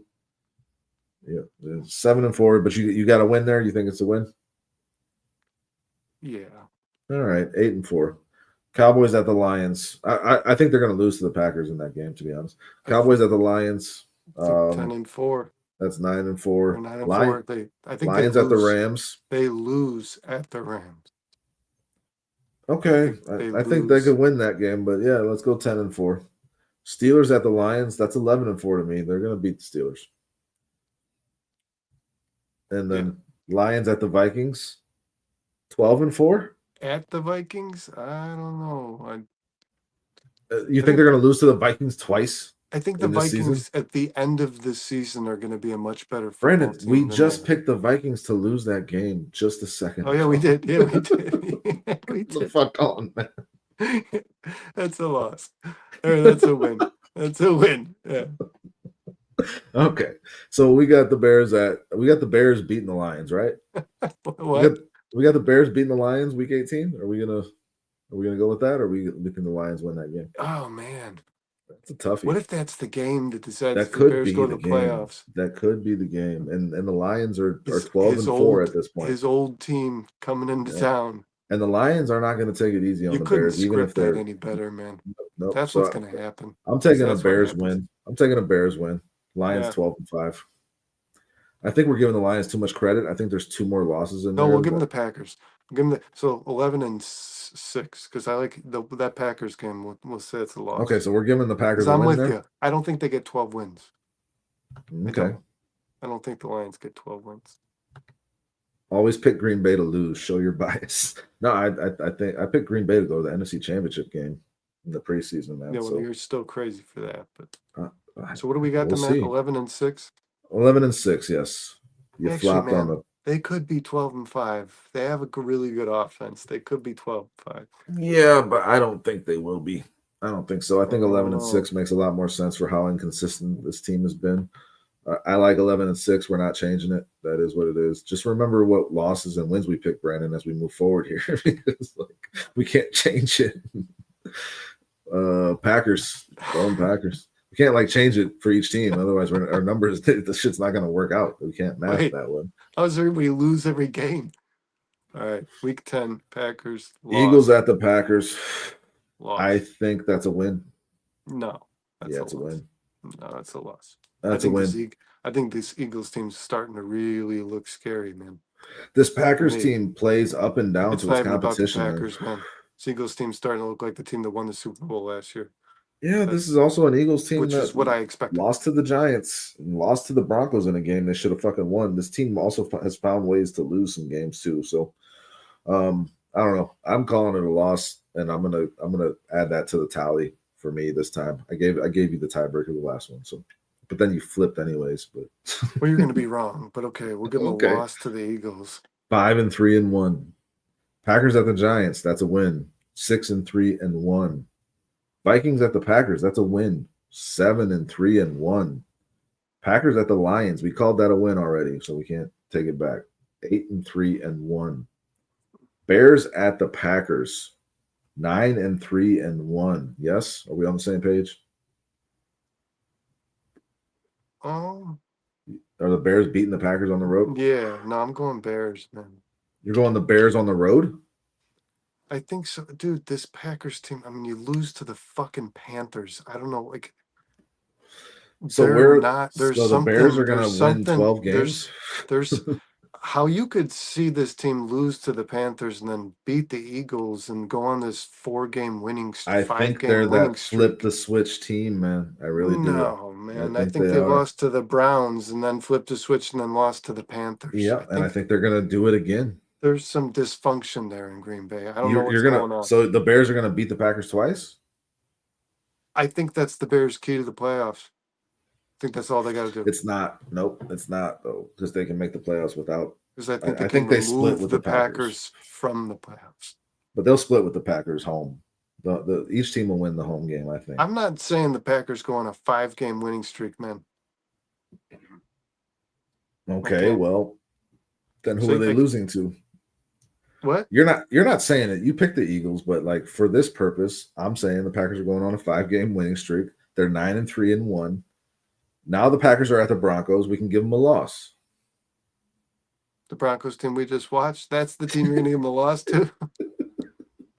That's where the loss comes. Both Knicks will suck for 3.5. I don't know where, man, you're usually, because you were right about the Seahawks and the Patriots being playoff teams, but I don't like where you're going with this Packers schedule, man, but okay, we'll call them What are they? 9-4-1. 4-1, and then And they then the lose. Bears are going to beat them, so they're 9-5-1. And then the And then they Ravens are lose. at the Packers. The They Ravens are going to lose need to. this game. They have to lose to either the Ravens or the Eagles, dude. They're not beating both those teams. They're going to lose to the Ravens, 9-6-1, and then the Packers at the Vikings. We got that as a win for the Packers. Yeah, That's 9-7-1. And you know what? Oh no, 10-6-1. Yeah. I called them. I think I picked them to go 9-7. I picked them to go 9-8. Oh yeah, 9-8. That's what I picked them at. 9-8. And I think they lose to the Eagles, man. Or 10-7, one of the two. I think there's something going on there. Something's wrong. Okay, so we got the Vikings at 8-9. We got the Lions at 11-6. And we got the Packers at 10-6-1. And we haven't crossed streams. We're picking the losses and the wins accurately. So good for us. We're doing good so far. Is the chat agreeing with us or even saying shit at all? Oh, I don't. Purple Jesus says the Ravens suck. Are you guys doing a post-game show after the Bears-Vikings game? I don't know, man. What day of the week is it? It's Sunday, November 16th. Maybe. It's a 12 o'clock game, Sunday, November 16th. The Ravens have sucked, but the Ravens are about to turn it on, man. I'm sorry. Your team is losing this week to them. They are. The Ravens are in win. Every game is a playoff game right now for the Ravens, and they got Lamar back. I think the Ravens are about to take off. I think they still win that division. True Pilgrim says, I hate the Vikes, but Flores is the man. I love his defense. Purple Jesus says, JJ gets hate because he played for a head coach in college football that wants to run for 400. I don't think it's Justin Herbert's throwing the ball an awful lot with the Chargers. There's something about McCarthy, man, that just doesn't add up. I don't know.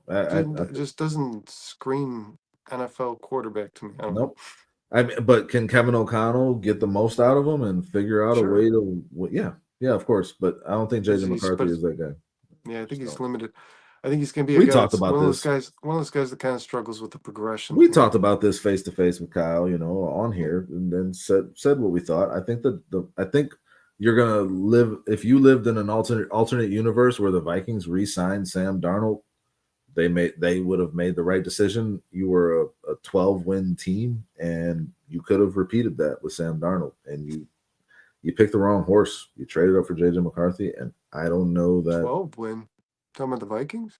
Or last year were a 14-win team? Sorry. 14, 14-win team. Yep. And they could have been. I think they would have won around 12. 12 with Sam Darnold. Yeah. Yep. I think so too, man. I think they made the wrong decision, and it happens all the time, man. And you can't blame them when you draft that guy. You got to give him a shot, but like Sam Darnold showed you something that you weren't expecting, and like sometimes you got to adapt. And I think the Vikings should have. I think they're going to end up regretting that decision in a major way. All right. So what sucks about this is that we're giving away our picks, but like it's fine. Giants at Bears, that's a win. This is a fucking 2-7 team. You are at home. You are better than this team. This is a game you got to win. Their road record is 0-5. Awful. Yeah, 0-5. They're not good on the road. They got a rookie quarterback that you should take advantage of that likes to run as if the ball away. Jaxson Dart likes to run the football as if his head is made of fucking concrete. This guy needs to be hit hard. The Bears should win this game. That's a win. So that puts the Bears at 6-3. Bears at Vikings, we already called that a win. 7-3. I think the Bears are going to be 8-3, Brandon, when they go into Philly. Yeah, the Steelers team is another team that Jekyll and Hyde, Packers. Man. Yeah. They're up and down. They're so up and down. Lose to a bad team or beat a good team. You just don't know. They're very inconsistent. If they're on it, they're a tough team to beat. But I like the fact that the Bears are at home. I like the fact that they got another shot at Aaron Rodgers here to kind of you always think back to Aaron Rodgers with the "Who's Your Daddy" shit and the championship belt and all that. I just can't wait for the Bears to stick it to him. As bad as this defense has been, you need to put a hat on Aaron Rodgers in that game. I think the Bears are 8-3 here, man. I've been saying this for weeks. They'll be 8-3 going into Philly, so I'm not coming off of it. Are you with me? Yeah. All right. Bears are 8-3 going into Philly, and this is a big fat fucking loss. I don't think the Bears have a chance in that game. I think the Eagles will really be rolling by then. I'm with you, Brandon, that they are that team. They are the team to beat in the NFC still, and they're going to have it all figured out with the acquisitions that they've made. So yeah, that's a 8-4 for the Bears. Bears at the Packers. We already picked that as a loss. That's 8-5. Browns at Bears, Brandon. That's a 9-5. You are one game away from hopefully sealing a playoff spot for yourself if you can go to 9-5 after beating the Browns. Are we on the same page here? Yep. And then You got to beat bad teams at home. The Packers at home, 10-5. That's where we're at. We just got our 10th win in week 16. I think this is I think this is lose probable. The last two. I think you could potentially lose the last two. Yeah, but we picked the Bears for a win there.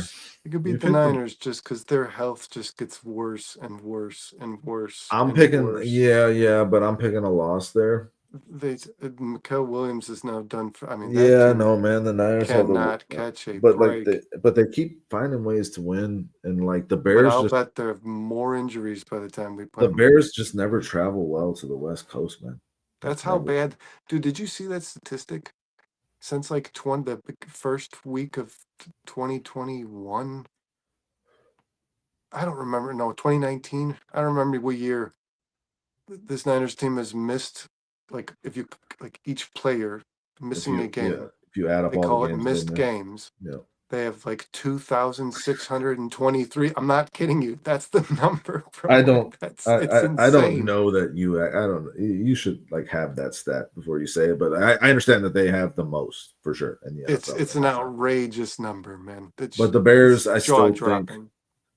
I think we boxed ourselves in a corner here by saying the Bears are going to beat the Lions. I don't know if they're going to. The last time the Lions played the Bears, they put 52 points up on them. But it's Ben Johnson last game of the season, man. I mean, we're saying the Bears are 10-5. His old team coming to his house. We got the Bears going to 10-5 at home against the Packers, and then we got them going to 12-5, beating the Niners, and then beating the Lions. That seems insane to me. No, let's give them a loss at the Niners. Yep. 10-6, and then Lions, Bears. Bears go 11-6. Brandon, did we just pick the Lions to go 11-6? The Bears go 11-6. I don't know that they win that Steelers game, man. Okay. I don't know that they win that Lions game. I think I'm about to either, but I don't know if they win that Steelers. I don't know that they're 8-3 before they get to Philly. Let's change the Lions. It's in being 7-4 before they get to Philly. You said earlier the Lions could be a 12-win team with how good that offense is. So let's put the Lions to 12-5. Give the Bears the loss here. Make the Bears 10-7. All right, which I think would potentially put the Bears. Yeah, there's going to be a lot of good teams. The NFC West is strong as fuck. The NFC North is very strong. The NFC East is the Eagles. So I mean, there's that. And the NFC South is the Bucks, and the Falcons are 3-5. The Panthers are 5-4. You need either the Niners or the Seahawks to start losing some football games. Yeah, it seems like the Niners are going to be that team. It's not going to be the Seahawks, man. But I mean, we'll see. We just picked the Niners to beat the Bears. So I mean, I don't know if that's playoff. Razzle says, good fucking luck with that shit, bro. With that defense, redshirt season, people, these are not Pens or Denzels guys yet. Stop with this. Thank you for being here, Razzle. I was waiting for you to chime in and tell us how stupid we are. What's going on, Razzle? 10-7. We just picked the Bears to beat. In the offseason, the highest amount of win total I had for the Bears was 10. The lowest was 7.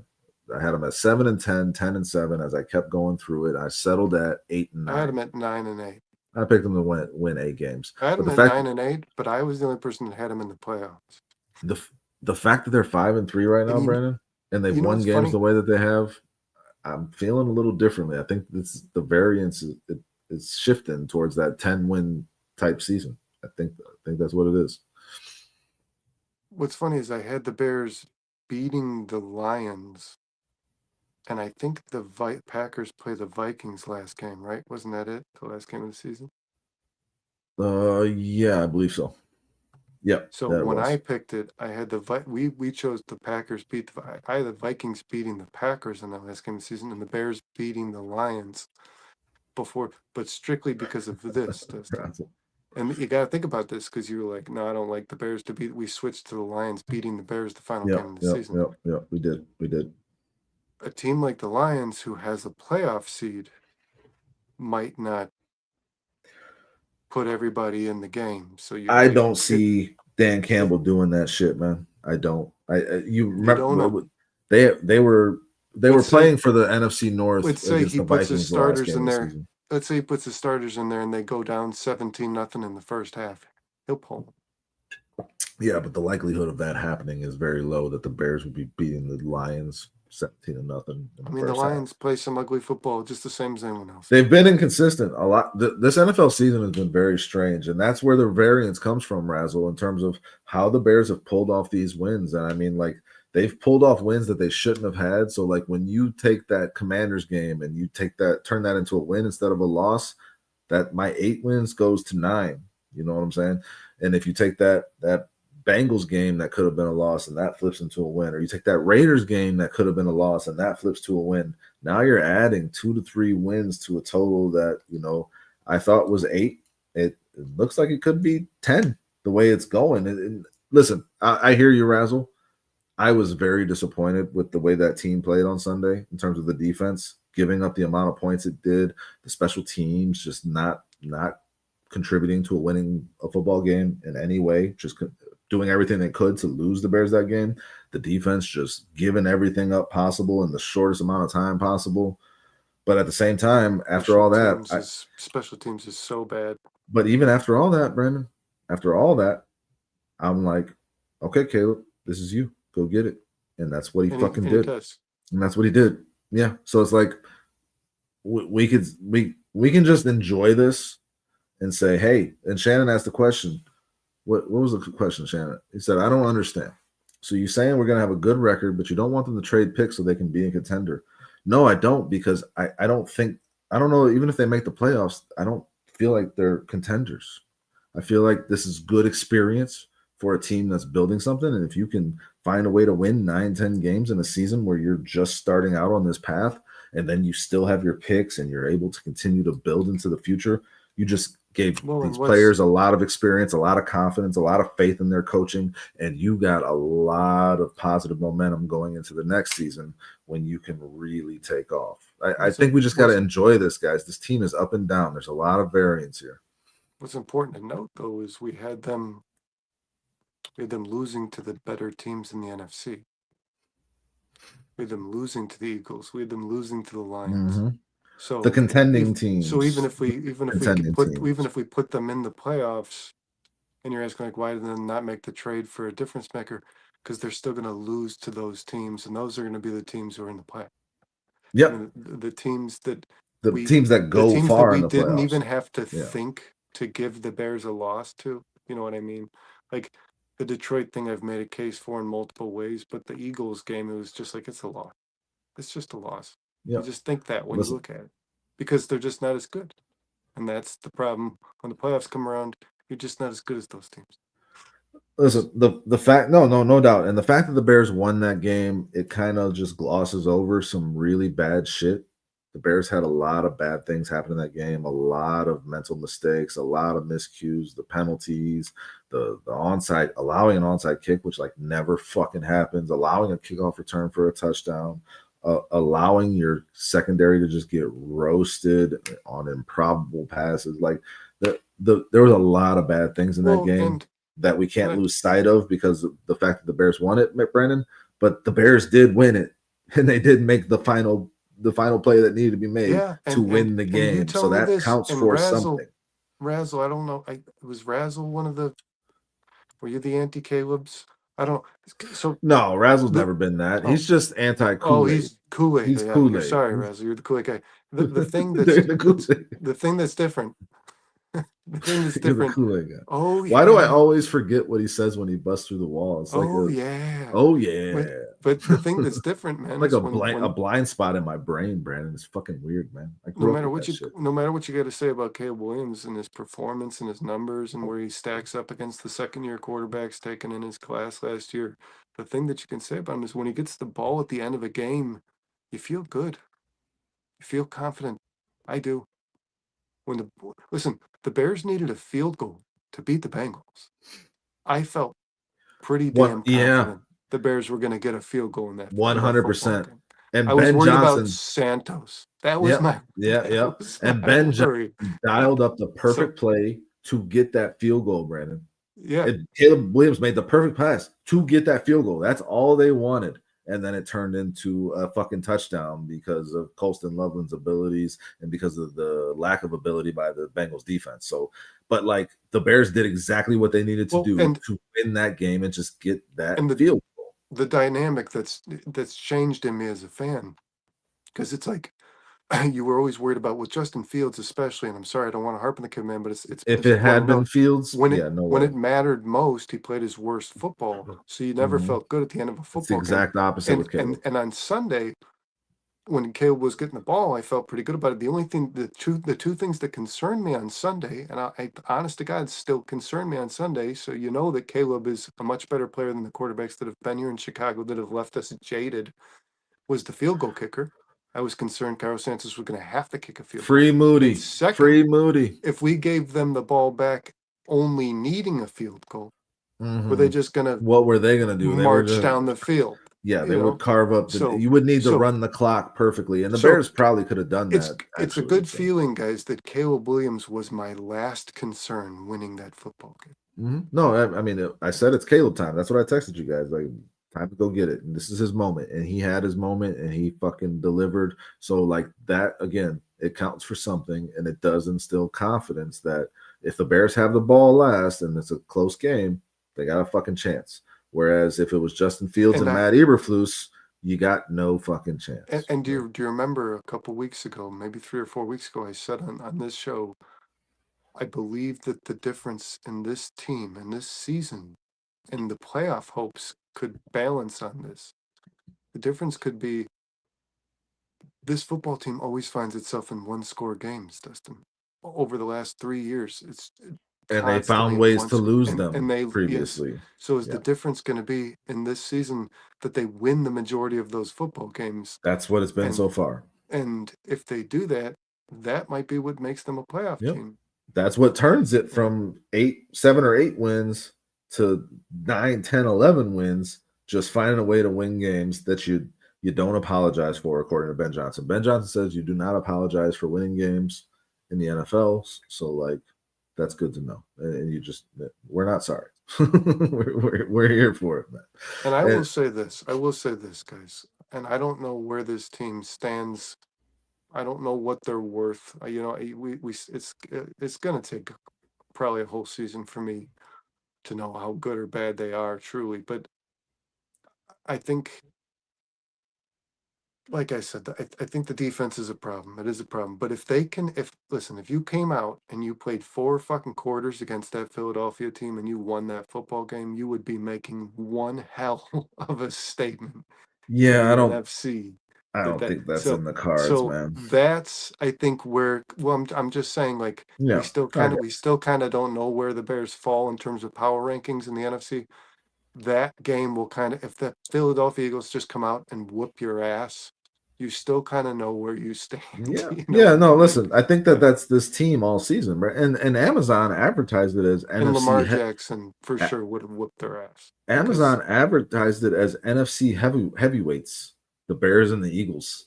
So, like, there's that, so I mean, some national notoriety a little bit in that regard. But I think this team is going to be what we've seen. Because the Bears have won 5 out of 6. Man, I think this team is going to be what we've seen. It's going to be up and down. Let's enjoy the fucking ride, man. If they would have lost that game on Sunday, it would have been a giant gut punch. But they won, so we get to be happy about it. The Bears get to be 5-3, and they got a chance to go 6-3 this week, Sunday at home on the lakefront against a bad Giants team. They're in a fucking good spot, guys. They are. The Bears should be 6-3 after the Sunday, Brandon, and that's because the The Giants are just not a very good team. Now, could the Giants beat the Bears, Brandon? Yes. And my biggest concern in this game is Theo Benedette against Abdul Carter or Kayvon Thibodeau or Brian Burns, any combination of those guys on Theo Benedette, who allowed 5 pressures on Sunday and is by far the weakest thing of this offensive line. That is scary. That could wreck this entire game. We talked. I think that actually there's a way that might play in the Bears' favor. I talked about on Monday how impressed I've been with Ben Johnson, his ability to attack the thing that a team is weakest. Like Sunday's morning show, I was preaching that Colston Loveland was going to have his day, man. I was saying it on that. Yeah, Sunday I felt morning the same show. way, man. I saw This you. is the game he's gonna. This Bengals defense has been weak against the tight end position. They've been exploited. Ben Johnson knows that. This is the week he's going to install a heavy Colston Loveland package, and it happened, man. And I think that he's going to find the same hole here in New York. They do not defend. Kyle pointed this out on yesterday's show. They do not defend pass catching backs very well. And when you're under pressure as a quarterback, like Caleb, the best thing you can do is get the ball into the hands of a guy who can catch the ball out of the backfield, and Swift is one of the best at it. I think Kyle is right in predicting that Swift could have a monster game against his football team, man. And I think if you're getting pressure, you got to get the ball out of Caleb's hands quickly. That's your approach. The problem is that you can coach that all day. Is Caleb going to see it and recognize it and do it? He was not. He kept doing that on Sunday, Brandon. Just not seeing the guy right in front of him, the easy throw, what the defense was giving him, and it led to bad things for this offense. That's my biggest concern. Will Caleb take it? Just take it, Caleb. Just get it in the ball hands of your playmaker and let him make a play after the catch. And Caleb talked about it in his press conference, man, in terms of the ball placement, getting it a runnable ball, a catch that the player can run with. Because you were talking about the yards after catch, Brandon, and we've been saying all offseason, there's yak monsters on this team, but there's not a lot of yak in this offense right now because of the fact that Caleb's ball placement has been iffy all season, man. You got to give him the ball in an advantageous position to run with it after the catch. You have to. You got to lead your receiver into open area. You can't. He threw a pass that almost got Cole Kmet killed. You know what I'm saying? Like, his ball placement needs to be better, and his recognition needs to be quicker. You know, that's what it comes down to for me. DeAndre Swift could have that game, but Caleb has to ensure that happens. Yeah, but I do agree with you, man. That defensive front is terrifying. I talked about it all off season. I think it is. It is one of the best units for sure. It's definitely the best unit that this Bears team has seen. Yeah, it's the best. Yeah, it is the identity of that Giants football team. Their defensive front in its entirety is pretty incredible. And their secondary is not bad either, man. Paulson Adebo, Tyler Nubin, I really like him. Javon Holland, like Dexter Lawrence, Brian Burns. They got players. Thibodeau, Abdul Carter. It's a nightmare of a line to deal with, man. Okereke is solid too. They got Roy Robertson Harris. I mean, like, they have a solid front seven in general. So, like, can the Bears establish the run in this game? Can Caleb find the quick reads and get them the ball in an advantageous position? I think that's going to be the key. And obviously, are the Bears you're going to need max protection in this game. I think Colston Loveland still has a good game, but I don't know if he has the statistical production that he had this past Sunday, just strictly based on the fact that I think you're going to need your tight ends in to help block, man. You're going to have to help Theo Benedette in this game. You cannot leave Theo Benedette. Durham Smythe is a really quality blocker. That's should be doing the majority of that. I think all three of these tight ends are quality blockers, but Smythe he's a better blocking tight end than I've seen in a long time. He's a really good blocker. The block he made on that Zacchaeus end around, the little flip to him for the touchdown, was fucking awesome, dude. It made that whole play. Yep. He is. Listen, when they brought him in here, a lot of people were like, hey, they're bringing him here for the block. He's a blocker. They're bringing him for the blocking, and I was like, ugh. Then I'm like, you know what I mean? I was just like. And now you're like, Smythe blocking. that dude impresses me. He really does. He is. What's up, Phil? He's like a lineman playing tight end. I just think you're going to need your tight ends in pass protection more than you're going to need them in the passing game. It's a monster front. This defensive front is terrifying. it's kind of I just don't want Bears fans. I mean, we all got excited on what Colston Loveland did, and we knew he was, like you said, Brandon. You were all over it, and so was I. You know, I wasn't on the show to talk about I it, said but we like, were. yeah. No, I mean, it made Oh, sense because they're morning, the Sun against the Bengals. It made sense, and this week it makes much more sense that Colston Loveland, Cole Kmet, Durham Smythe are helping protect Caleb Williams. I don't know that you're going to see Colston Loveland turn around after last week and have another 5 catches for 100 yards and a touchdown. I don't know that you'll see that just based on the way the game is going to be dictated, you know, and what you got to do. But I don't use that as an excuse to say, well, see, he's not better than Tyler Warren. He's just doing exactly what the coach needs him to do. And he's a pretty fucking good blocker, guys. He's a much better blocker than he gets credit for. The Bears are going to need it on Sunday, man. That's how I feel about how that plays out. We can't undersell this. I've talked about it time and time again, Dustin, so you know I'm going to harp on it a little bit. Bears do have some fortune on their side, man. Cam Scadabo and Malik Neighbors were the two leading players in yards on this offense, and they both went down for the season. So again, the Bears are facing a team that is missing probably the most talented player they have for sure on their football team. Maybe, I don't know, Malik Neighbors, but certainly on their offense. And a guy who was making an impact, Scadabo. I'm not a fan. Not a big fan, but yeah, he was, and it obviously hurts them. But Tyrone Tracy's not a bad back. Singletary. I mean, the reality is, Brandon, the Bears have been awful against the run. They're allowing 5.5 yards per carry, which is still the worst in the NFL, even with the improvement that they've made. So, like, missing TJ Edwards, as we're looking at on this injury report, 2 DNPs in a row, that's concerning. If you're missing TJ Edwards, does your run game get exposed no matter who the fucking running back is for the Giants? I think it could, and that's kind of scary. I mean, Thuney is a rest. Dominic Robinson is not going to play, I don't think. Josh Blackwell not going to play. TJ Edwards has 2 injuries. TJ Edwards with the hamstring again.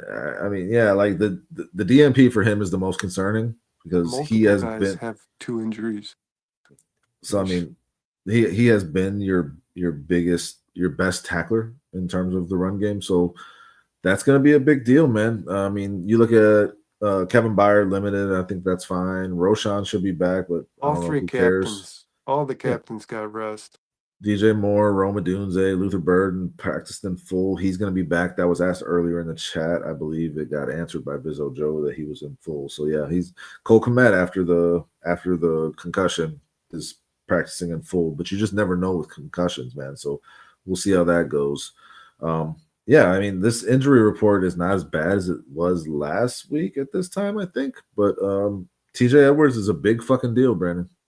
It's a big deal for this Bears team in terms of how they're going to play defense. And we talked about how bad this defense has been. So, yeah, I'm concerned about that. And I'm concerned about the special teams. As Phil's pointing out here, it was pathetic watching Richard Hightower plead for his job. Worst special teams coach in the league. I think he should have been fired after that game. Like, if it were me, I would have moved on from him. Yeah, I asked the amount of mistakes that have been made. I should have Googled it. I'll Google it now, man. I asked the chat if anyone knew when the last time the Bears conceded an onside kick in the same game they allowed a kick return touchdown. I don't know that it's ever happened. That is egregious, man. Here's another. I got another chart here. This is kickoff coverage, average opponent drive start so far this season. Bears 31.85 is where teams are starting on average. There's a few teams worse than them, but not many. The Saints 32.1, the Broncos 32.31, and the Niners 32.33. The Bears have been one of the worst in the league all year. I don't think that Hightower has a leg to stand on in terms of pleading for his job, Phil, and I just wouldn't keep him. And I know I never liked the holdovers, Brandon. Like a guy that was on the previous staff, the new coach takes over and keeps this guy, and it's like, what did he do that was that special even to keep him in the first place? And it's been worse this year. It's been worse than it was last year, and it wasn't good last year. So, like, why does this guy still have a job? I do not understand it. I really don't. When you're allowing that average start, like, it's obviously a lot easier for the offense to score. And we've already talked about how the defense has had its struggles. So it's like you're just making it that much harder on them. Yeah, they're a bend don't break defense. When you're starting, you're already half bent. You know what I mean? It's like, Yep. yeah, I don't. I think it's time for Kyle, because I've defended him before in the past, and Kyle was kind of like, I think, thought I would be defensive in saying that he should be terminated, and it's time to fire this guy. The results aren't good. They Yeah, haven't been no, good. and We're going on week 10, man. It's not like week 3. You know what I mean? This is a Ben problem. and Ben It's gonna lose you Johnson, some football games. no doubt. And Ben, and it almost did on Sunday, and it should have probably. And Ben Johnson has shown himself, you would think, and that's kind of who he shows that he is that he's a guy that doesn't accept subpar performance. He will replace you if you're not contributing to winning in the way that he expects you to. And there's no fucking way that Hightower is doing that. I mean, we all see No, it. and you know He's what, man? not. Well, we're talking about needing pass rushers and trading to the Browns. Like, why is Hardy on this football team? I like Hardy, man. I He is think a penalty machine. no, yeah, he's got that motor, and you just gotta And he, direct it. I think if he was being coached by a guy like Al Harris, it'd be different. Like if you were harnessing that, like what he has, I think that's coaching. And Hightower said in his press conference, like that's what you coach him to do. You get on your guy immediately, and you don't get past that spot to where the ball could end up touching you. But it's like that's also on coaching too, Brandon. That he wasn't aware that I mean, it's the player and it's the coach, but I think I put it on coaching that happened. why is Hardy Myself. not playing edge rusher He on he this played team? some snaps on Sunday. Did he? Yeah, he did. I saw him a few times, but not much. It was limited. But I don't. I liked him in his limited spots last year as well. I don't know. I got a soft spot for Hardy, man. But yeah, the Got the a thing is, soft like spot Hardy for Hardy. Hardy shouldn't have been out there on the hands team in general. Like, why the fuck was he out there in the first place? That to me, it's coaching, Brandon. It just goes back to coaching, goes back to And it Hightower goes should back to not have a coaching. job. Why is Santos out there? Because that goes back to Hightower, I think. Free Moody. Yeah, no, me and you are on the same page with this, Brandon. Moody should be the guy. You just always have a bad feeling about Santos, and like I used to have a bad feeling about Moody with the Niners, but like he's shown himself to be dependable up to this point, and he's got more of a leg. So it's like it doesn't make sense. Like if you were gonna go back, we talked about this. Like if you're gonna go back to Aubrey guy, Aubrey was injured and Moody filled in for him. It makes sense, but like Santos is a replacement level kicker. He is, and he just doesn't have the leg that you need in the NFL at this point. So like, it just didn't make sense that they went back to him. I know that they stay loyal to their guys, and that's a big part of what this coaching staff does. But I don't see the upside in going away from Moody and going to Santos. And I think the Bears should go back to Moody and call it quits with Santos. Personally, that's what I think. Yes, we agree. I think people know about most people watching our channel, man, know how I feel about that now, because that disappointed me. I had actually spoken about it before Santos had the game that he had, which was very bad on Sunday, man. Yep. It didn't make sense to me. We were promised the best 11 players on the field. It is very clear that Moody has More to offer this team. qualities that Santos just doesn't have. I mean, he just doesn't. Yep. He doesn't. If one guy has something, can provide something that you need that another guy can't, it doesn't make sense. This league is becoming a matter of distance. Did you watch tonight's game, Dustin? I did. I mean, he missed what was it, a Missed a 59 yarder, like 6 yards short. Yep. And I mean, they still won the they had game, but yeah. and then they had a 53 or 57 yarder come up, and they punted. Yep. Because they couldn't trust the field goal kicker. This game is becoming, dude, the Jaguars kicker just kicked a 68-yarder. I mean, you cannot settle on these guys like Cairo Santos anymore. Brandon, you know what I just realized? We didn't do a Caleb segment tonight. Like, this is the first time in bare minimum's history that like we didn't do a whole Caleb segment. And Phil's asking us, So I just feel a little weird about that. But Phil's asking us, this is pretty much the midpoint of the season. What's your thoughts, good and bad, so far? I mean, you got to go back and watch the show, man. We kind of did that. We predicted the Bears record for the remainder of the season, the entire NFC North, and the Lions We had them winning the at 10 NFC and North. 7. We had the Bears at 10-7. We had the Packers at 10-6-1. We had the Lions at 12-5, and the Vikings at 8-9.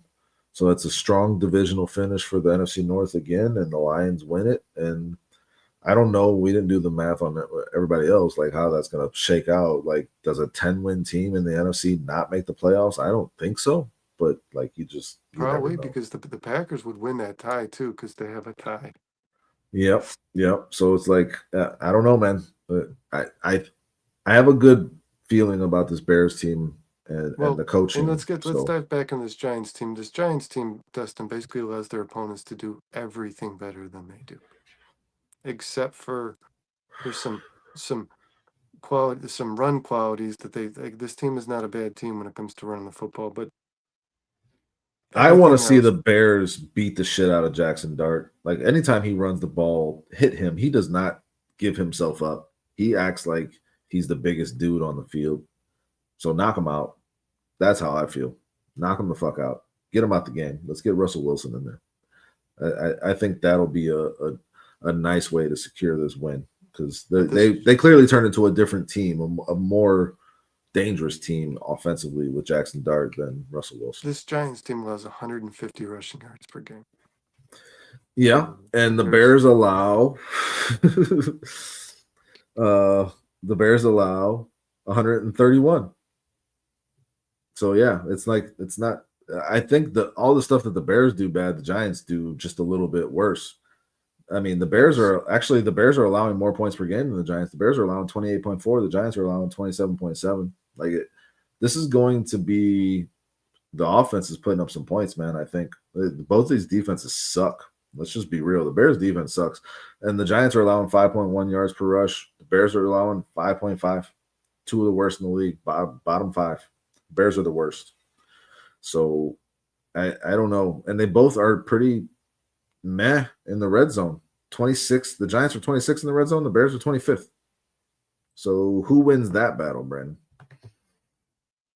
Who wins that battle? Because the Bears I think that's the key. Strictly on talent in the pass catching, man. But to me, and I said it on Sunday, man, Caleb cannot buy time in the red zone. You have to be on time in the red zone. The windows are smaller. The windows are small in general, but they get that much smaller in the red zone, and he just doesn't get the ball out quick enough. Quickly. You have to get rid of the ball. You cannot be dancing around in the pocket in the fucking red zone. I'm sorry, kid. You have to just be on time. That's all you got to be. Either run it or pass it and do it quickly. That's how I think that's the biggest issue with the Bears in the red zone this season, Brandon, is Caleb's lack of decisiveness to make a quick decision. I think Ben's kind of taking his foot off the gas pedal a little bit too when they got in the red zone. On Sunday, he dialed up some creative stuff. Yeah, he got aggressive. I liked it. Yeah. So, but I think the Bears do beat this football team, man. I think they beat, especially at home. I think they beat this Giants team. This Giants team's bad on the road. They got a rookie quarterback coming into Chicago. It's a rough environment to play in. I think the Bears can beat this Giants team, beat pretty handedly. But like you said, Dustin, I do think this Giants team is able to score some points. However, they do lack talent, man, at all positions on offense with the injuries they've suffered. They do. Yeah, their receivers, Wendell Robinson, Darius Slayton. I mean, like, it's okay. Theo Johnson at tight end. I mean, and running backs, Tyrone Tracy, Devin Singletary. Is like, there's nothing that really scares you there. And Jaxson Dart, as I said, he plays kind of reckless. I mean, he's going to get outside the pocket. He's going to want to run. He's going to want to take off on you. And anytime he does, you got to just put a helmet on him, man. Make him feel it. Take that away from him. Make him be afraid to run. That's what I think the key is for this Bears defense is just put the fear of God in Jaxson Dart, that if he decides to run, he's going to get hit, and he's going to get hit hard. So, I mean, Jaxson Dart will make some mistakes too if you force him to. So I just think you take advantage of being at home, being the better team, and playing a rookie quarterback with a team that's dealing, like you said, with some major injuries to some of his best players. They're 2-7 for a reason, Brandon. Do not give them confidence in this game. Do not give them the special teams errors that lead to momentum, and do not give up the big pass play because you blow coverage. I mean, I saw that a lot on Sunday too, man. Jaquan Brisker was late getting over to help his cornerbacks throughout that game, and that was a big problem. Well, I wanted to say this. I didn't get to say it. In defense to the Bears secondary, 2 of the T. Higgins catches were just remarkable. Phenomenal catches, yeah. Remarkable. Yeah, Nashawn Wright was Remarkable there, but he plays. got outpositioned on that one Yeah. to end the first half. Yeah. And the one at the goal line, the defense is solid, man. I mean, Tyreek was there. Yeah, what Tyreek was there. What do you do? I mean, dude can play. I mean, that Mhm. guy can play. But Yeah, no, I expected them to get torched in that game. I did. Yeah. But I also, I mean, the difference in this game, Brandon, is that the quarterback is not a veteran that, knows what to do with the football quite yet. And the pass catchers are not Jamar Chase and T. Higgins. Like, that's a big fucking difference. I think the secondary might look a lot better this game for sure. I thought Tyreek held up well, all things considered. I know people were knocking him. He competed. He stayed with his guys. There was multiple catches that were made on him where he was still right there in coverage, and he made some plays, man. So like, I think he's in for a good week this week. I think the secondary definitely looks a lot better. I'm still majorly concerned about Nashawn Wright. Hopefully, they're not able to pick on him because there's at least one the or receivers two aren't as penalties good. coming from him. I mean, it's like a given at this point. Penalties. Let's this talk about guy- that. This guy does not stop getting penalties, man. Okay, so like, here, that's kind of frustrating too, because like you're so thin at this position, because Ben Johnson probably wants to bench the hell out of a guy who doesn't stop getting penalty. You know what I mean? yep. Listen, it's like Bears penalties per play is 0.07. That's 32nd in the league. The Giants' opponents' penalties per play is 0.07. That's second in the league. Teams seem to commit a lot of penalties against the Giants. It's weird. So this is not good for the trend that we've seen the Bears be on all season in terms of penalties. Bears penalties per game, 8.9. That's 31st in the league. Giants' opponents' penalties per game, 8.9. It's number 1 in the league. Did you know that? That's fucking weird, right? And penalty yards per game, Bears 72, 30th in the league. Opponents' penalties per game for the Giants, 74.1. That's number 1 in the league. What are the Giants doing to get all these penalties against them? It's weird, like for the other team. It's fucking weird. The Giants seem to commit a decent amount of penalties. They're 26 to 7.7, and their penalty yards per game is 64.8. That's 28th in the league. So I mean, like, the Bears' opponents' penalties, they're just not very good. Opponents' penalties per game is 5.4. That's 27th in the league. Like, for some reason, the Giants tend to get a lot of penalties for them in games. Right. The Bears commit a lot of penalties, and the Bears don't get a lot of penalties for them in games. That's a bad combination, Brandon, for a team that's had major issues with penalties and is looking to clean that shit up. The Bears' opponents have been very, very, very little Very clean. penalized. Yeah. Very clean, and the Bears have been the opposite. And teams against the Giants, for some reason, just commit more penalties than they do against anyone else. So that's not a good omen when you start thinking. No. That's like that could be a sneaky thing about this game. existence. It's just the truth. Those are the stats, man. So like, the Bears have to be clean in terms of their operation. You can't be killing drives. Darnell Wright has done a damn good job at cleaning up the penalties. Darnell Wright is Let's just give Darnell Wright his flowers. We did the Loveland thing. We did the Booger thing. Like, Darnell Wright has become exactly what the Bears. No, you know what's important, Dustin? To me, I did the sweat thing. Yep, we Dude's gave it up earning to his Sweat. money. Yep, he's Dude's doing earning well. his money. He's playing well. And I'm going to do the Darnell Wright thing. That dude is the 10th overall pick in the draft. Yep, he's a top 5 tackle in the league, Dude, right or dude left. Yep, He he's is been a monster. fucking dominant. He destroyed Shamar monster. Stewart in that game on Sunday. That was a lot of fun to watch over and over again. He's cleaned up the penalties. And when he's lead blocking on a run on like a pitch outside or something, that's one of my favorite things to watch right now for the Bears. When he's leading that running back down the field, he's fast. He's athletic. He did the cartwheel. Yeah. I just want to the day that And that game on Sunday, Darnell Wright, Caleb Williams, Colston Loveland. These are 3 of your first round picks. Kyle Monunga, Roma Dunes, who didn't have a Rome. catch. No, I'm just saying your first round guys that in the Ryan Poles era, 3 of those guys on Sunday. I mean, these guys they're good football players, man. Yes. So Those are hits. we've had GMs that couldn't, for some reason, the first round was always their worst. And Listen, man, we said it. We said it. Like the passing on Jalen Carter to go for Darnell Wright makes sense if he becomes like the best right tackle in the league.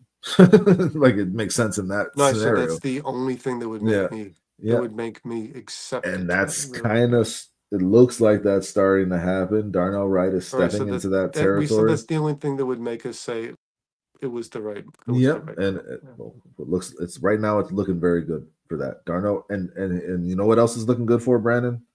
Darnell Wright moving to the left side. And I still don't put it out of the realm of possibility in this season. Benedette has been awful guys in pass protection. Sean and Kyle are going to cut a short out of this, but I'm going to say this. It looks right now like Darnell Wright could well exceed his expectations and how good he might be in this league, and they were high. To where Jalen Carter might meet his expectations. Like plateau? Meet his expectations. And he's expected to be a very good player, and I think that he is a good player. I think that's the story of his career. I think he meets the expectation we had for him right now. He's a wrecker. He's a game wrecker. But Darnell Wright might be like generational right tackle, like a Sewell kind of guy. Yep. And that's looking like it could be a very real possibility right now. So, except again, I still think I could still see Darnell Wright going to the left side. Like it still makes sense to me. Yeah, let's talk about Theo Benedict because Trapillo being at your right tackle, because Trapillo's been playing awesome. When they're bringing him out as that sixth lineman, he is performing very well. And I mean, you put him at right tackle. That was your second round pick. That still seems to me like the reason they drafted him, because they don't like him at left. And Darnell Wright has cleaned up the penalties. His footwork has been better. He's just been outstanding. He's looked good enough to be awesome on the left side as well. And if you have this giant weakness on your offensive line, Brandon, and Theo Benedict, and you said, let's talk about him. He is the biggest concern in the left tackle position, has been the biggest concern. He's not good. He's not the guy. I mean, listen, he's played above expectations. He's worked his ass off. It's a great story, but he's just not capable of being that guy. He makes really good He's chasing his guy. In motion. Run game. He's great. When he's moving, he's really good at engaging blocks. Really good. But when he's trying to anchor and just plant, man, it's rough. That's all well and good, but to watch. You're a team that's throwing 54% of the time, and you have a franchise quarterback you need to protect. And this is a team that's looking for explosive plays in the passing game, and you need time for that to develop. And I think Benedette he gets beat on the edge too much. Darnell Wright needs to move to the left side. Ozzie Trapillo needs to be your starting right tackle. Let's get the best blue chip talent studs out there possible on this offensive line and eliminate that weak link, because Benedette is that right now, and he'll continue to be. I said this will be a revolving door at left tackle. And Ben Johnson's already shown with Braxton that he's not going to accept subpar play at probably the most important position for your quarterback at the left tackle spot along that offensive line. Darnell Wright, give him the shot. Let him see what he can do. I'm still saying it. I still think it should and can happen. That's all. Benedette is going to need to be replaced. And if you find it in Darnell Wright, Brandon, you already have this guy on your team, and you already drafted Ozzie Trapillo. Now that eliminates needing to draft a left tackle in the first round of this draft. You might play Monungai and Swift into not needing to draft a running back in the first round. And now if you move Darnell Wright to the left side, put Trapillo there at right, you eliminate that potentially. Why don't you find out? Because Benedette is not it. It's not it.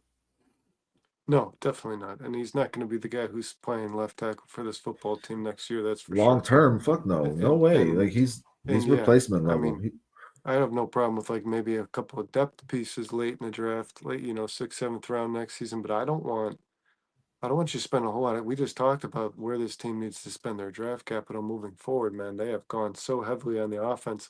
This team needs to draft defenders with good picks. So And that's what a teams left with a franchise tackle, quarterback do, Brandon. left tackle is like a first round guy. If you're not getting a first round guy, it's irrelevant. You're getting another Theo Benedict. So can you really afford to not draft a defender with your first round pick, like an edge rusher? I don't think so, man.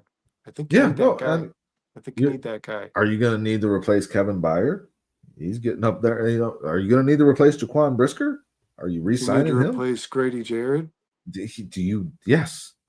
There's so. Do you still need a linebacker? I don't know. What Hippolyte's not even playing. You just drafted him. And Edwards is having a very tough season with injuries, and Do you you know need a Edmund. nickel? Is Kyler Gordon ever going to play? I think Kyler Gordon will play. I'm not so concerned about that, but no, yeah, and you need depth in the secondary at the cornerback position. Look what happened when Jalen Johnson got injured and Terrell Smith went down. You have Nashawn Wright, who's like the hundredth best cornerback in the league, playing very valuable minutes for your team and getting roasted consistently, dude. Yeah. Like there's And too many holes on the And you're defense. visiting with free agents right now. Like, So, like, yeah, you need It's more all in the depth. numbers, man. Look And at you what this drafted defense. a guy who you Yeah. redshirted. Everyone's talking about how improved this offense is, and yes, it's awesome. It goes from one of the worst offenses in the league to one of the best offenses in the league. The most explosive offense in the league right now is the Chicago Bears. That's amazing.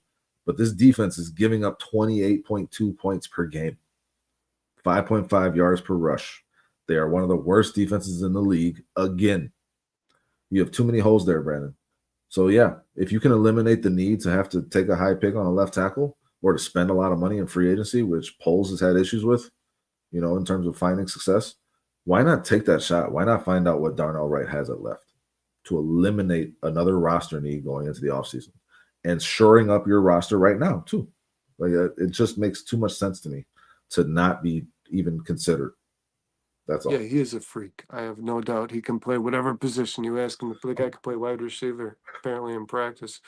But he is a physical specimen, man. He really is. Ben Johnson talks about it a lot. I've loved this show, man. I've loved what we talked about. We've just kind of talked about what we wanted to talk about. It's been fun. The chat went quiet. That's okay. We appreciate y'all being here. We're about to get out of here and make our picks, but just want to say it's been a few weeks, so I had a lot of fun. Brandon, it's good to see you. Good to talk to you. Good to have you back, man. Yeah, man. All right. Picks. Brandon, you go first, please. My brain's not working. I'm tired as shit, dude. Long day. Yeah, my eyes, man. I don't know what's going on. My eyes are starting to it's like when you're right now, I feel like I'm tired and I've just driven for 10 hours straight. That's how, like, when you start to get like the tunnel vision and the blurries. Yeah, that's where I'm at. We appreciate you. Have we seen him before? Roth is God. I've never seen that name before, but again, I'm gonna give him a clap, Brandon. Thanks for being here, brother. What's up, dude? Oh, I'm gonna have to let it roll around with. Thanks for being here, man. We appreciate you. Oh, man, we do. Make sure you're subscribed if you're not. Yeah, we love you for being here. I gotta believe that the Bears win this game pretty handedly, man. I do think this Giants team is inferior, and I also think they're a terrible road team. I think Dable ends up terminated regardless of how well Jaxson Dart plays this year. I'm gonna say Bears 28, Giants 24. Okay, so that's not handily, Brandon. It's a pretty close game in terms of the score. Actually, yeah, no, and I don't like the 28. When I said 28, I don't like that either, because I think that they fucking hammer them on defense. I'd say 34. You do this every time we do predictions. Yeah, I know I do. I give like 3. I think the Bears are going to kick the shit out of them again. 34 to 31. 34, 20. What did I say? 24? 34, 24? Yeah, you said 24 the first time, yes.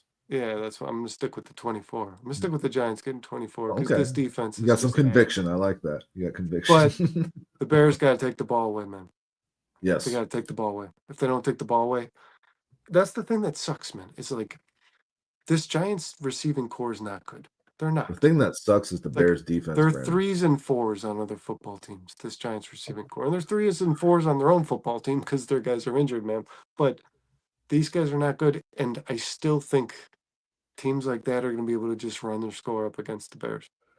Yeah, man, and I'll say this: you can knock their receiving core, but I think Wan'Dale Robinson is like the exact guy that can torch the Bears secondary. Like I think that's my point is I think well, just but about like anybody. Wan'Dale is like that little, like that small, shifty, fast guy that like the Bears have had problems with all season. You know what I'm saying? Yeah, I mean he's had some good games, and he's what, a second-year receiver. I think third or fourth, man. But like, Well, he's no, he's just an average guy in the NFL. But yeah, he's had some big games, and this Bears secondary is one he can do that against. Is all I'm saying. Like you could see him go for fucking 9 catches and 120 yards. I think their tight ends could have a good day. I don't know. I'll disagree with you on that. I don't think Theo Johnson is gonna. And then who's the other guy? The white guy. I don't remember his fucking name. I don't know. He's Bellinger. Do they still have Bellinger? Yeah, I think he's animated, man. Do they still have him? Let me go look real quick. I think it's him. Yeah. It is? Yeah. Yep, Daniel Bellinger. Wow. Jesus. I feel like that guy's been in the league for like 20 years. Ra the Scad has the Bears 30, the Giants 20. And Shannon has the Bears 40, the Giants 17. Like it. Listen, I like the Bears scores. I don't like those Giants scores so much. This Bears defense is just so fucking bad, guys. John has the Bears 37, the Giants 17. Everybody's picking the Giants to just not score. Like you said, Brandon, if the Bears get those turnovers, that's the kind of score you'll see from the Giants for sure. Like and for shits and giggles, let me just look at one more thing here. The Giants have one giveaway a game. That's middle of the pack. They throw interceptions 2.09%. That's of their pass plays. That's 19th. They don't turn the ball over a lot, guys. I mean, the Bears have takeaways a game 2.4. So something's got to give there, right? They lead the league in takeaways per game at 2.4. The Bears are kind of taking the ball away from teams that don't really turn the ball over, man. Yeah, they have been doing that, man. They're kind of just doing it to whoever they play. Yeah. So can they continue that? Do the Giants kind of break their middle of the pack in terms of giving the ball away? I don't know, man. I don't like those Giants scores. In terms of Shannon says right here, Giants really don't score like that. But everyone scores like that on the Bears. That's the problem. You know what I'm saying? I'm more with you, Brandon. I think it's a higher scoring game. I think you can see a shootout. You know, I mean, we saw the Giants put up 34 on the Broncos, and that defense is fucking phenomenal. So, like, they have the potential to do it. I guess they had Cam Scatterbo at that time, so I guess that makes a difference. My original thought was 34-27 Bears. I just still feel like this team is still figuring out who they are. They're still good at finding a way. They're going to find a way to win, especially against a team that they're better than at home. But this defense, I hope they prove me wrong. Hopefully they step up, take the ball away multiple times, shut down their run game, and flip a switch and injure Jaxson Dart. Well, I don't know. These 17-point scores make sense, but this Bears defense is giving up 28 points a game, guys. Didn't the Giants against the Chargers and against the Cowboys score a hell of a lot of points? What's that? I think the Giants against the Chargers and the Cowboys scored like 30 plus points. Well, that was an overtime game with the Giants and the Cowboys. They put up over 30 on the Broncos, who lead the league in sacks by like 20. And the Chargers, right? Yeah, those are good. Those are solid defenses. The Broncos. Well, I'm just saying their offense can go off, man. They can go off. Yeah. And yes, the Bears, the Ravens game was in some of those games. Yeah, in the Giants Cowboys game, neighbors made a big impact. The Saints turned the ball over an awful lot. That's what, like I said, that's what it comes down to, Shannon. Like you saw the Bengals, they turned the ball over and still scored. So it's I don't know. I don't trust this defense, is what I'm saying, Shannon. The reality is they're giving up 28.2 points per game, which is 29th in the league. That's what this defense has been this season. So I see a Bears 34-27 victory. I think you're looking at another shootout. I think you're looking at another fun game. And I think we should kind of just embrace that, man. I think we should just embrace that. That's what this team is going to be, like a fun team to watch. Yeah, the game could go either way a lot of times. And a lot of times it's going to come down to who has the ball last. It's going to be fun. It's going to be entertaining. And sometimes it's going to suck. The one-score games could be the difference in this season, man. Yeah, man. So, like, hopefully I'm wrong. Hopefully the Bears defense dominates this Giants team at home, and I could see the Giants really. I'm going to say this, man. I see the Giants struggling to run the ball against the Bears. Okay, that would be good. Not having TJ Edwards does not give me confidence in that, Brandon. The Bears, I'll say it again. I think I've said it like 6 times. The Bears allow 5.5 yards a carry, worse than the league. They're kind of who they are, guys. Like I thought Chase Brown was very ineffective running the ball. Well, Chase Brown's been very ineffective running the ball all season, Brandon. That's just what the Bengals are. They are not a running but a team that allows 5 yards per carry, you think that's the game the guy would play well? I don't know. Let's see here. They've been better, man. The Bears defense, rush defense has been better. No, to me. Again, that was with a TJ Edwards. So, like, that makes a big difference to me. I don't know about you guys, but why are you talking to me, Peyton Manning? Never mind. I wanted to look up Chase yards per carry on that, but you got anything else? I do have one more thing I want to say, because I've been thinking about this a lot, and we haven't done a Caleb Williams segment. So, like, I just want to say this about Caleb. I've been very critical of his decision making, and even in the show I've mentioned it, and throughout this season, in terms of his completion percentage, in terms of taking the easy read, in terms of making a quick decision, getting the ball out, the ball placement, all those things, not running around in the pocket. But, like, I'm kind of at a point where I'm like, I'm just ready to accept Caleb for what he is. I don't know if he's going to be something different. I hope he can. I hope with Ben Johnson's tutelage, as it continues to go, those things clean up and he continues to get better. But also at the same time, if Caleb is just this guy and that's what it is, I'm kind of fucking cool with it. Like, because, like, he does amazing shit. Like, and it's just like, I don't think it gets enough respect, like, because you're always looking at what he's not doing. But, like, the shit he does do, it's like, it's fun and it's cool and, like, it's okay.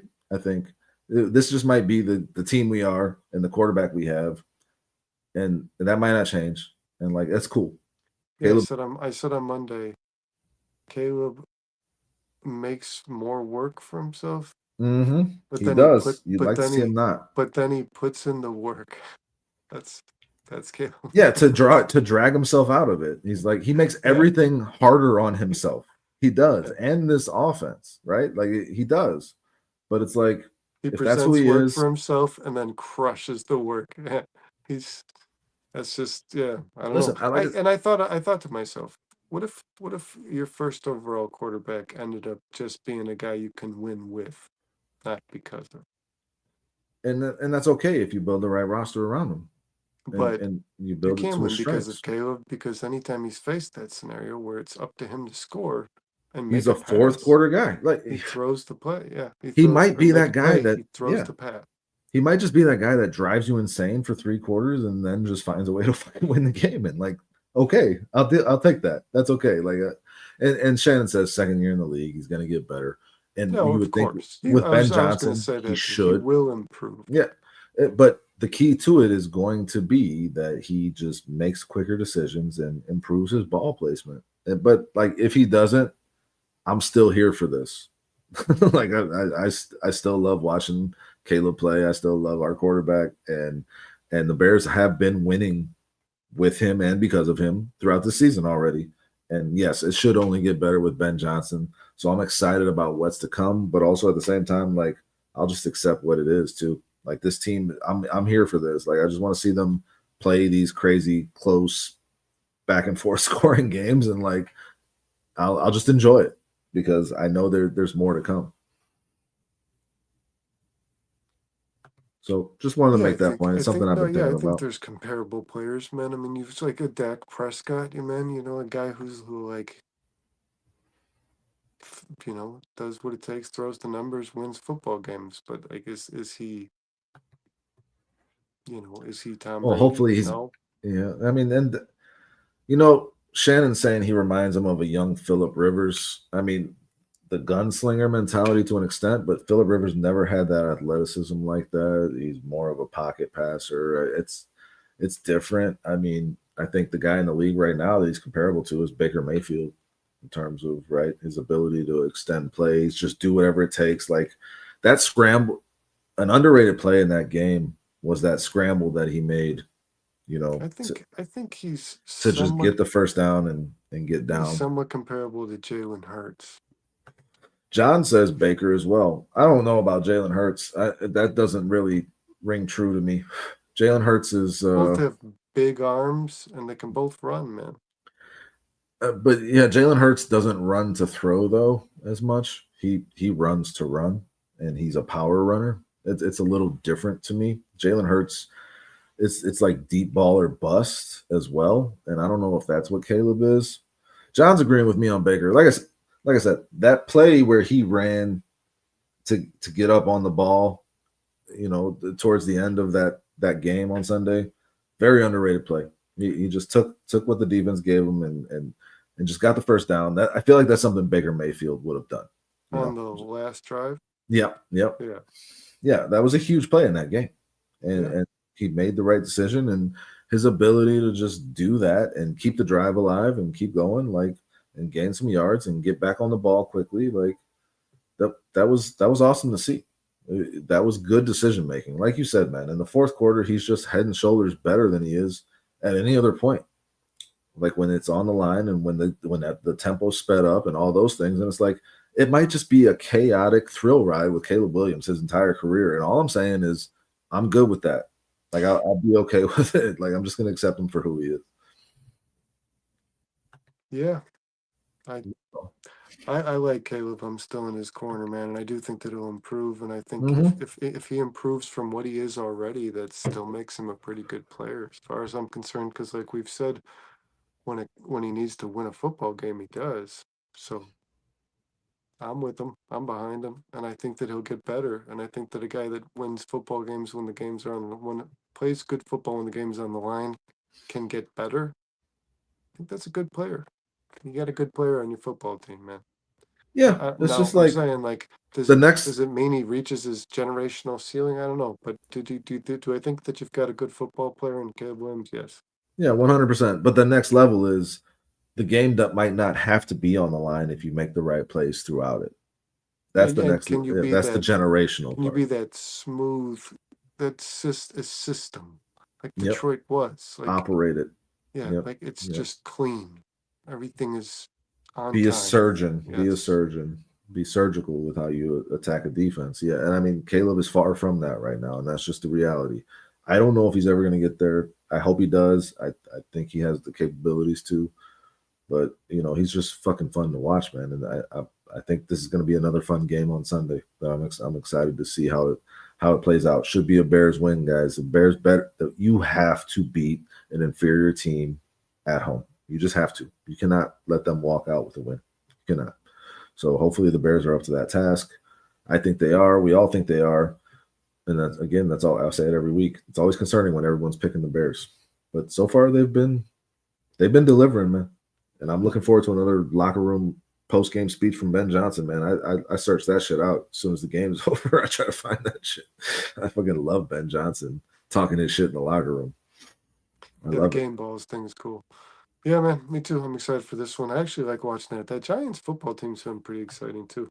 But this is gonna be a fun game. They're always in a game. They're always in it, man. That Giants team competes. Yep. I'll say that, man. 34-27. You picked 34-24, right? Yeah. Shannon, John, Razzle, Philip, Purple Jesus, Kyle. We appreciate you being here, guys. Yeah, Joe, True Pilgrim. Everybody who's there was a shy Will. Did you say Ra the God? Jimmy. Bill? I didn't say Ra the God. Jimmy, Dwayne. See, Will, guys, we appreciate you. Thanks for joining us. Yeah, man. we're here again come Monday for the right. Thanks, John. They're not doing Mo- a north side. Are they? There's no north side 9. It was up in the air. We'll see, but if anything, All right, we'll be we'll for back sure be Monday back for the here, house guys. hall Monday, hangover. also hangover. Maybe 6 Sunday o'clock. pregame. That's been happening. So Yeah. who knows? Who knows? We'll pop up where we can, but definitely Mondays, definitely Wednesdays for the barely there, and then Thursday for the bare minimum. Y'all be seeing us. So yeah, I'm pumped. I'm pumped as well, Dwayne. Thank you for being here, man. You guys have been awesome. Have a great rest of your night. Bear down. Fair time.